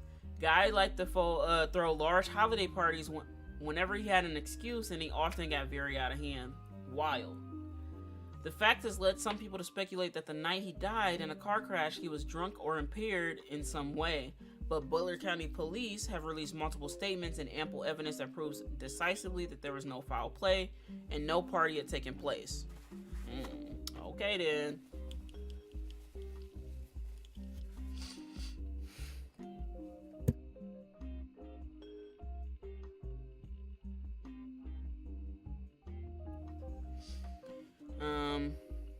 Roottrees lawyers have been quick to threaten litigation for anyone who has tried to disparage Guy or the company in public. Okay. Let's look up Guy Hudson in the Butler County Times. Okay.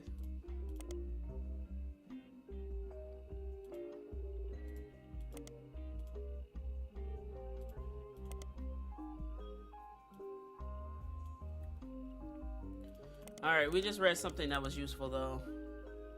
let's look up 5Ps, and we got to figure out what magazine 5Ps is on. So let's go. I think we'll just go ahead and search 5Ps. Felix Fellows.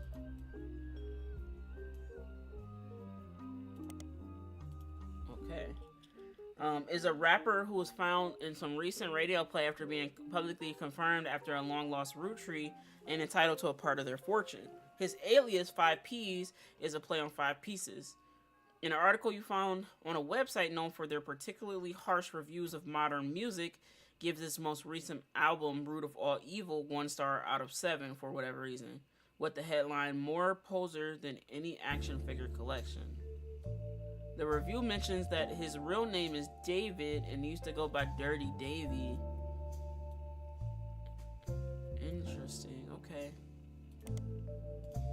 And the author rues at the fact that this rebanding was blatant marketing stunt at the expense of his mother's tragic past. She overdosed when he was 16. Apparently, only one of the songs on the album is new and the others were simply rewritten to turn blatant references to sex, drugs, and violence into clumsy euphemisms. His rise to prominence was kickstarted when he appeared a few months ago on the cover of News Time, holding a photo of his mother with Guy Hudson. At first, the Roottrees company denied it vehemently. Miracle Roottrees even appeared on the same magazine a week later, but since then, they backtracked publicly and welcomed to the family. Their press release at the time stated that they had new evidence that confirmed the story. Okay. Well, we gotta look that up. Maybe we can... Let's go ahead.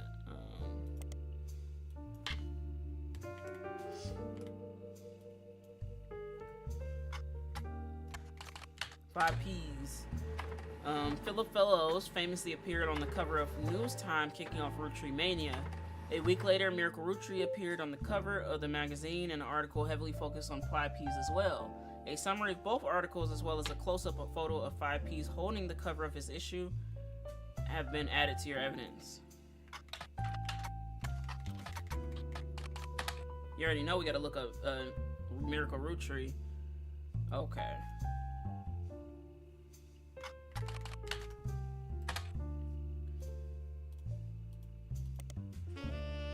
Interesting. Okay.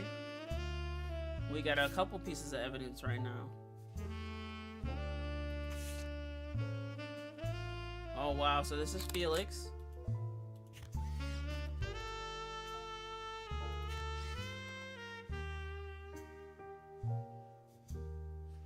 Could this rapper be the same Sam Madsen? 5Ps, aka Philip Fellows, appeared on the cover of News Time holding a photo of his mother and Guy Hudson. The article concerns his insistence that the father was Guy Hudson. The story was dramatic and sensational and initially dismissed as fake until a DNA test proven that he was related to Guy Hudson. 5P says that his mother Joanna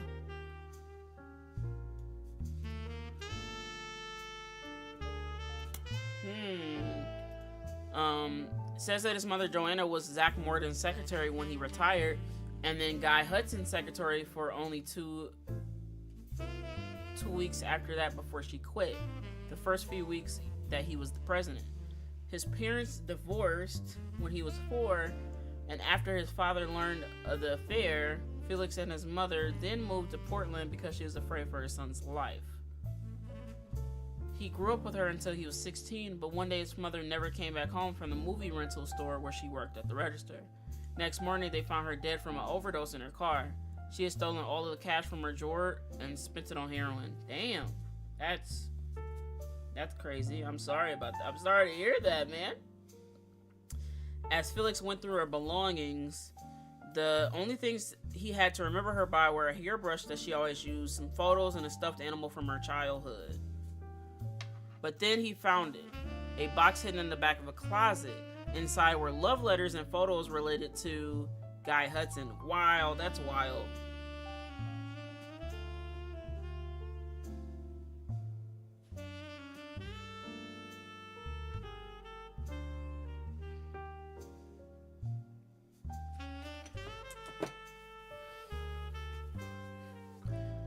As well as a letter from his father containing threats. He threw it all away with the exception of the one photo he appears with on the photo cover of News Time. He said it was one of the only where they were dressed. That's nasty. The only one not from the other affair itself. From the affair itself. The picture is shown in full inside the magazine and was added to your evidence. The magazine also includes some additional history about 5P's career. Felix Fellows was born to Riley and Joanna Fellows, but never rapped with the moniker. He tried to find success by opening for other artists or even by selling CDs on street corners in Portland. He has only recently started going as 5Ps to harness the power of his lineage. The writer did some research into the truth of these claims and was able to confirm that Joanna did work for the Roottrees company as a secretary sometime during the early to mid 70s. It also confirmed she died of a drug overdose and that Felix went into foster care soon after. They were unable to track down his father. They also reached out to the Roottrees company, but at the moment, the company's blanket statement was, since the release of the recent book, Roottrees has seen an overwhelming number of false ancestral claims. None have been factual, and nearly all have been knowingly dishonest. We encourage individuals to reach out to us on official capacity, as opposed to attempting to use our name in the media for publicity. Okay, that's evidence piece number 1. Here is evidence piece number 2. Here is a guy and the wife. Yo, what's up? What's up, Dreamweaver? How are you? Hi, TiCup's tea. The rapper 5Ps appeared on the cover of News Time holding the Polaroid of his picture his mother, Joanna, when she was Zach Morton's secretary at the company picnic. He also claims that Joanna and Guy Hudson, also in the photo, were having an affair that led to his birth. So I think now that we got a picture of Guy, we're going to just assume Guy is a whore. And because we know that he was known himself to be not faithful in his wife, we're just assuming that he got multiple kids out here. And that also would mean that... Split up. Okay, so we know his mother... This could be here. He could be here or here. Did we get a picture of his mother? I don't know who that is. Oh, that's Miracle? He old as dirt. Bro, Miracle's old as hell. I'm okay. I'm doing okay. So, I gotta... Wow, they done made the game harder for me. What was his name? Felix Fellows. Yes. And then we don't know what his occupation was. Oh, he's a rapper. Oh, musician. And then his mother was Joanne. Do we have a last name for that? I think she was married as well.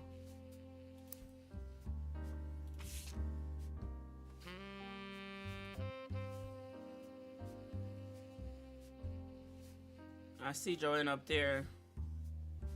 Riley and Joanna Fellows.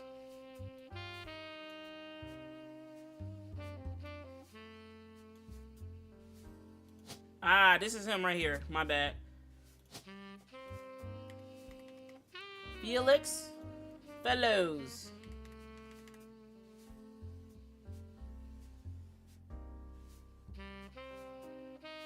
I don't know what spam that was. I hope it didn't. I wish I could see what that was.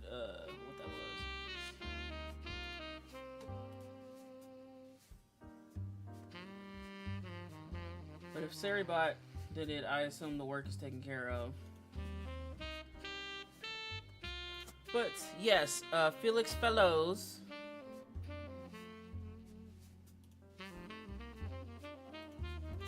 And then his mom was Joanna. And then the last name was Riley? No, what was the last name? Oh, just Fellows, duh. And then she's a woman in this photo. And then, the dad's name was Riley. And we know that they split up. We also know that he's the only... Okay, so we do have... We were right about Guy being here. We were absolutely right about Guy being here. We know that he's the president. Which one was he? He's the third president.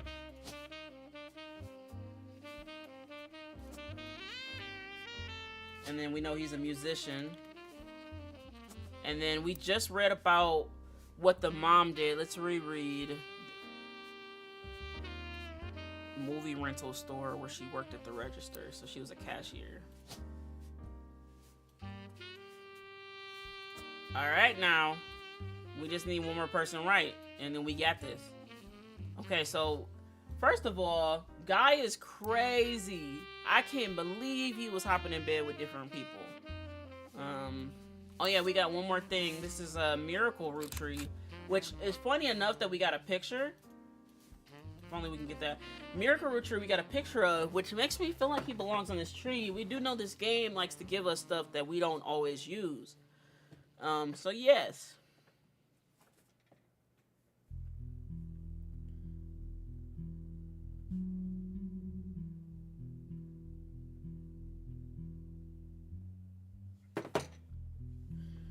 Hold on one moment.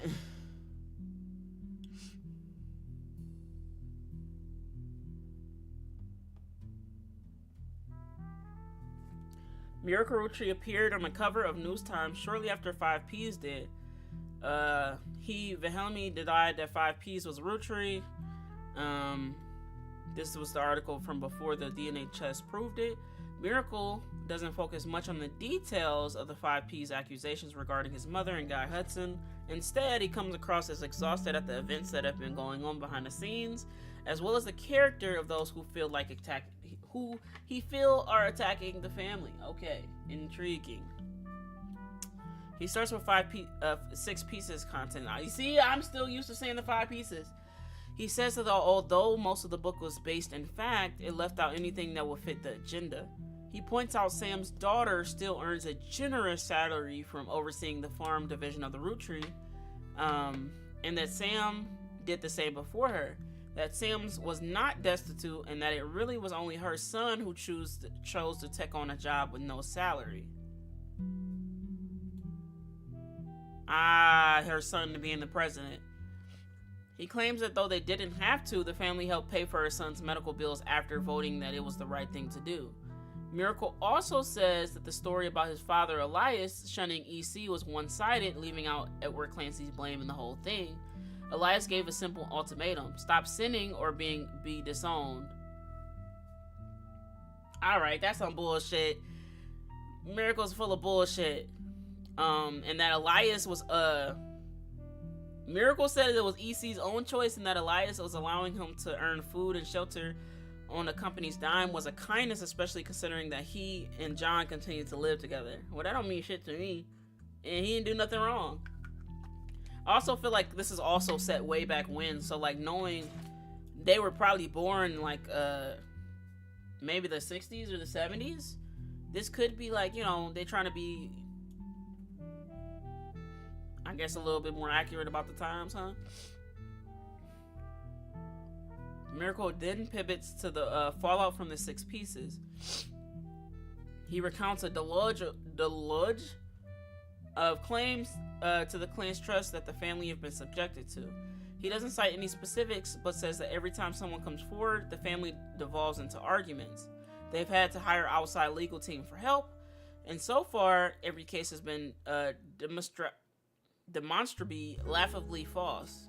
All they do is tarnish his family's reputation. He focuses on 5Ps who appeared on News Time before him. He calls him a grifter and a delinquent, and says that he is using their name and products to sell filth to the masses. Wow, he's just a bad guy. Of all the accusations, not 5Ps, not 5Ps. I don't know what he raps about, but you know, we don't enjoy, you know, if maybe he don't like rap, I guess. Also what we do know, you know, hold on. Can we backtrack to the fact that Miracle's homophobic, but he's wearing a rainbow fucking tie? Be for real. Are you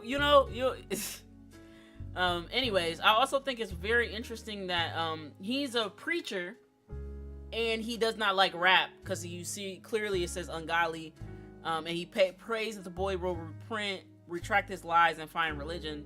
But I mean, bro grew up in foster care. Had to, he grew up and he didn't have much, so he was trying to rap and trying to get something started. That doesn't necessarily mean that he was rapping about the most cleanest thing in the world, but it seems like Miracle has very much hatred or a very much resentment towards people who claim to be Roottrees, and maybe that all the other people that claim to be Roottrees was false. He is just as maybe pissed off with this person because this person is also notable. Lastly, he turns to the future. Miracle states that those that wish to hear the true story can join him on his farewell tour this upcoming fall. The Miracles Roottrees are planning on touring the country's churches one last time, and now at age 71, Miracle is the oldest living Roottrees. That makes sense. Duh. He's like the oldest, but he's like the youngest. Like, he was the youngest of his generation. So I think this is also maybe something that's telling me that everybody up here died. Unless this person, he's still not claiming him, hence that he called him EC instead of his actual government name. I don't know. While he plans to continue preaching at his own church in Butler County after the tour, this is your last chance to hear the truth from the man with the most complete recollection of one of America's most notable families in your own hometown. The article mentions that Miracle's son, Miracle Jr., did not wish to comment and has a statement from Clark Rafferty LaRoe through the Roottrees law firm. Miracle does not speak for his entire family. We are working carefully on a plan to definitively disprove any claims of infidelities in our family's past. The article does not refute Miracle's claim that he is the oldest living Roottrees, despite Sam Madsen being born the year before him. Also, he's a hating ass person. He's a hater. We got a hater. He just hate watching at 71 years old is crazy. You done already lived your life. You done already got the fame. And it's a portion of your family, the poorest section of your family who belonged as a Roottrees is blood related to you. You're not claiming is crazy. And then this other person, like, maybe he don't like the guy's raps. Maybe he don't like his personality. But that's also wild. As well, of course. So Sam is the oldest living Roottrees. And maybe, I don't think her father is alive. If they're 70, there's not much proof that they will be alive. And also, what if EC died and that's the whole reason Sam became a Roottrees in the first place?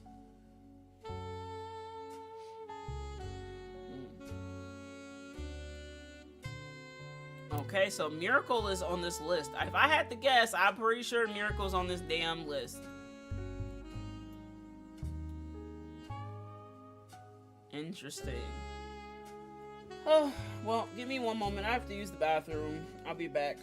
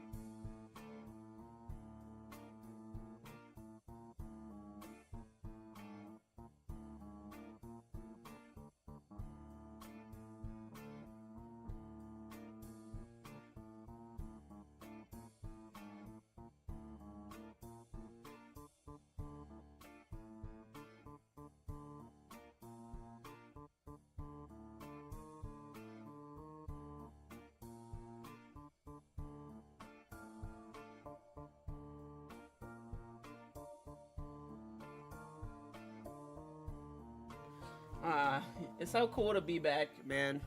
It's so cool to be back. I feel like I finally got my Stream Deck fixed. I don't have my. I still some stuff I don't have on my PC because I reset it without retaining most memory or most settings. I do have a lot of stuff, but some stuff that wasn't like saved and backed up I didn't retain. But yes, it's been cool. It's been pretty cool. I do. Oh yeah, I was talking about Saturday. I do work Saturday, unfortunately. So, I might try to wake up early and see if I can stream before work. Which hopefully I can. I want to figure out. I wish I didn't have a job where I could stream. I couldn't stream. Like basically, I can't stream, but I wish I could because I feel like the anime club is kind of cool, or just walking around doing some real life content could be fun. All right, now, what were we looking into? We were looking into Miracle Roottrees.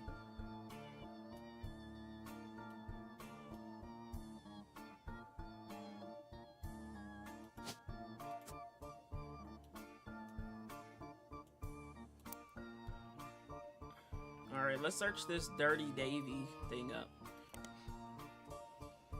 Of course, let me drink a little water. I'm a little backed up, not backed up like that, but I got a lot of mucus.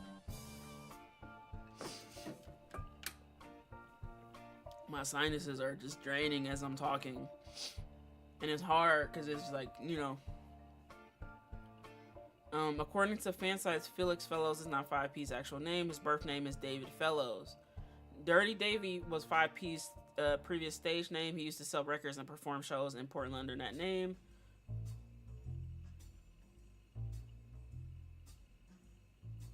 Okay. Maybe we could search these Dirty Devil. This is one of the sites. Dirty Devil was 5P's first mixtape. From the early 90s. There's discrepancies and debates about what year exactly it was released, based on some of the pop culture references, with the range thought to be somewhere between 1992 and 1994. Of the songs, Yes I Can Jump seems to be at the center of the confusion. Some fan sites claim that multiple versions with different track lists and song links to them, though, because there's very little evidence on the mixtape online as it is, it's even harder to verify that information. Alright, let's look at this one. Dirt Poor was a mixtape by Dirty Davy released in 1996. Hey, there we are. 1 second.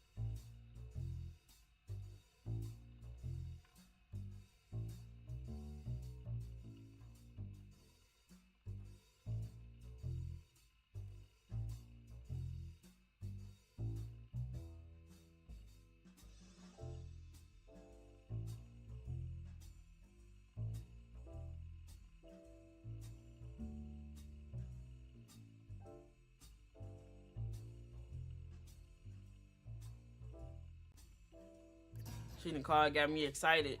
But about, you see some food stuff. It's basically some special deal for food.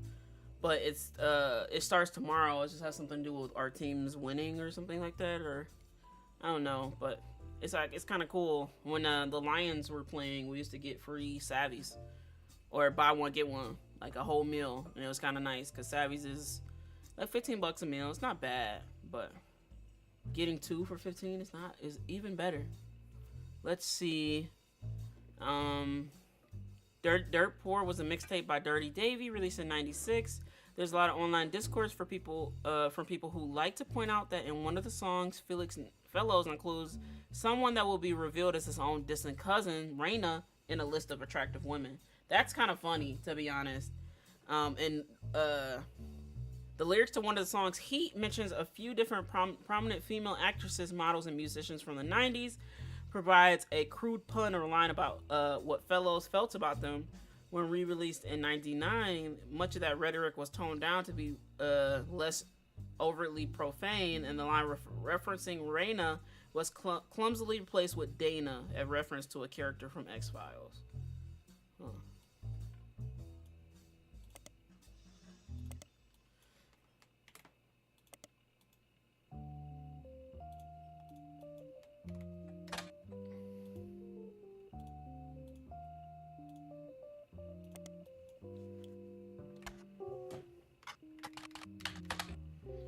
Okay. Interesting. Okay, so what else do we have? I kind of want to look into who Anonymom is.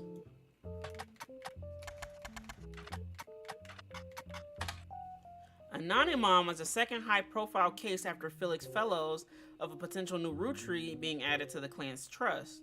Instead of claiming herself a Roottrees, however, she claimed she slept with Guy Hudson and that her daughter was a Roottrees. We knew that Guy was a whore. I like saying that. Not saying whore in general, but like you know, like Stewie says, cool whip. It's like, yeah, he was the biggest butthole of the family. I can't believe that. That's so crazy. And we didn't learn much about his wife, nor does she even have a picture here. But poor Patricia. I feel bad for Patricia. Her man was getting it on. Gosh, and on top of that, he passed relatively after he was getting on with other people. It's like a double whammy. Like, damn, my husband was cheating on me. Damn, my husband's dead. What the fuck? And then maybe she, I don't know, it's a car crash, so maybe she's like, you know, like thinking like, they ruled it as like a self-inflicted car crash, but maybe her anxiety is just like, who was he with when he crashed his car? You know that anxiety play you crazy. Like if you find out somebody's doing something under your nose, you're like, so when were you doing that stuff? That's crazy. Okay, well, Anonymom. The accusation came during the height of Roottrees mania and became with a brief TV interview. She appeared in the shadows with a disguised voice and promoted an article about herself in News Time. In the TV interview, in the article, she referred to her daughter as Jane Doe Roottrees. I'm assuming that's not the actual name. The name Anonymom was not self-inflicted. It seems to spring up organically because no one knew how to refer to her. The day after the News Time article, Sam Madsen publicly supported Anonymom due to some parts of the story she found particularly credible. With the momentum from Sam's endorsement, Anonymom went on a media blitz. Ultimately, this backfired. As more details came out, people became skeptical of her story due to the extreme similarity of 5 Ps. Her accusation has even included in the same details as her mother's story. This included her job as a secretary and the time period. Whoa. He was getting it on. Oh my God. 1, 2, 3, 4, 5. That's 5 affairs. I didn't even realize that these were affairs. I don't know why I assumed it was coming downwards. I assumed maybe his kids had affairs or anything like that. I don't know. But he didn't have no kids, right? He does have multiple kids. But he went down in history to known not to make kids. So we got somebody else. Anonymom belongs somewhere in this picture. We got to figure out who's who. But holy moly, guy could not keep it in his pants. Huh. And also it makes sense that her story be similar because, you know what I mean? Guy is this, it's the same method. He's fucking on people who's working for him. That's crazy. After fumbling the 5P story so publicly, the Roottrees were prepared to handle all the clan's trust-related cases. Within a week, a DNA test proves that Anonymom's daughter could not be related to the Roottrees. This was announced at the joint press conference with the lawyers representing both Anonymom and the Roottrees. Each party ensured that their respective clients provide accurate samples. Immediately after the negative test results were released, many of those who had already been skeptical felt vindicated. Others who had built up hope that the history could repeat itself after 5Ps felt duped. Many people suspected the whole affair had been a hoax to gain fame and money. Many demanded that Anonymon be held accountable, and some people even began to track down her true identity. That's crazy, and I bet you somebody, depending on this time, whoever was in charge, and if this was Ron or if this was somebody else in charge that wasn't Clark, then that's crazy. Roottrees company felt pressure to put out a second statement to try to curb some of the backlash, even going as far as to say, though it was scientifically proven that Jane Doe Roottrees is not a Roottrees, this doesn't mean that her mother and Guy Hudson were not involved in an affair. She had every right to make her claim, as it have been verified by her stories about Guy Hudson were not exaggerations. Please leave their family alone. Many people claim this high-profile anticlimax public backlash was the beginning of the end of Roottrees mania, since much of the fun shared fascination about secret Roottrees. Others think that, like any fad, it just ran its course naturally. Regardless, this was the final notable event that related to the release of 6 pieces, and soon things went back to normal. Jane Doe Roottrees has already been eliminated as a potential Roottrees by the company's lawyers, who are the ones verifying your work. Anonymom's affair does not appear on your updated tree. Interesting. Okay. Okie dokie. Well, I feel vindicated in knowing that Guy just was all over the place, man. Guy was literally just all over the place, just here and there. But yes, I think, this is going to take quite a bit for us to solve, but I have to end here. I hope you guys had a really good time. I've had a really good time. We're going to be working on this game for a while, but in the meantime, I'm working on some thumbnails for some new games so we could add a little variety in it. Since we finished the majority of the main game, then I potentially might introduce different games. I'm taking all suggestions and whatnot. And hopefully I'll have time early in the morning Saturday to, to stream and hang out with you guys. That'll be the goal. But if not, I'll be streaming Sunday. So next time you see me will be Sunday probably. If I don't wake up early, if I, come on Friday. Because the problem is I work tomorrow until 10 p.m. And then Saturday I work at 4 p.m. So it's like I come home, I don't have much time to decompress. And then that may mean me waking up late on Saturday. And, if I gotta work, I don't necessarily wake up the earliest on Saturday anyways. But I work basically Friday and Saturday until 10 p.m. So it kind of sucks, but, it is what it is. You gotta make some money, and I'm happy to be able to spend a significant amount of time with you guys. You guys mean the world to me, and we will finish this up soon. I feel like we add one more person, we got it, because of what we know. And because we didn't look up one more other person, we don't know. But I feel like we got Guy right. Come on now. We got Guy right. And I pretty much believe that Miracle's in here. There's a couple people in the family that had affairs. And there could even be, because Miracle was talking so much, shit, maybe he has an affair. Maybe he has an unclaimed son for the same reason. Or anything else. Like, just somebody who he didn't, wasn't married to. But yes, that is all. I hope you guys have a great day, and I'll be seeing you very soon. Going to spend some time trying to get some new content flowing, and hopefully be able to upload a few things. But yes, hope you guys have a great evening, and I'll see you shortly. Very soon, actually. All right, peace.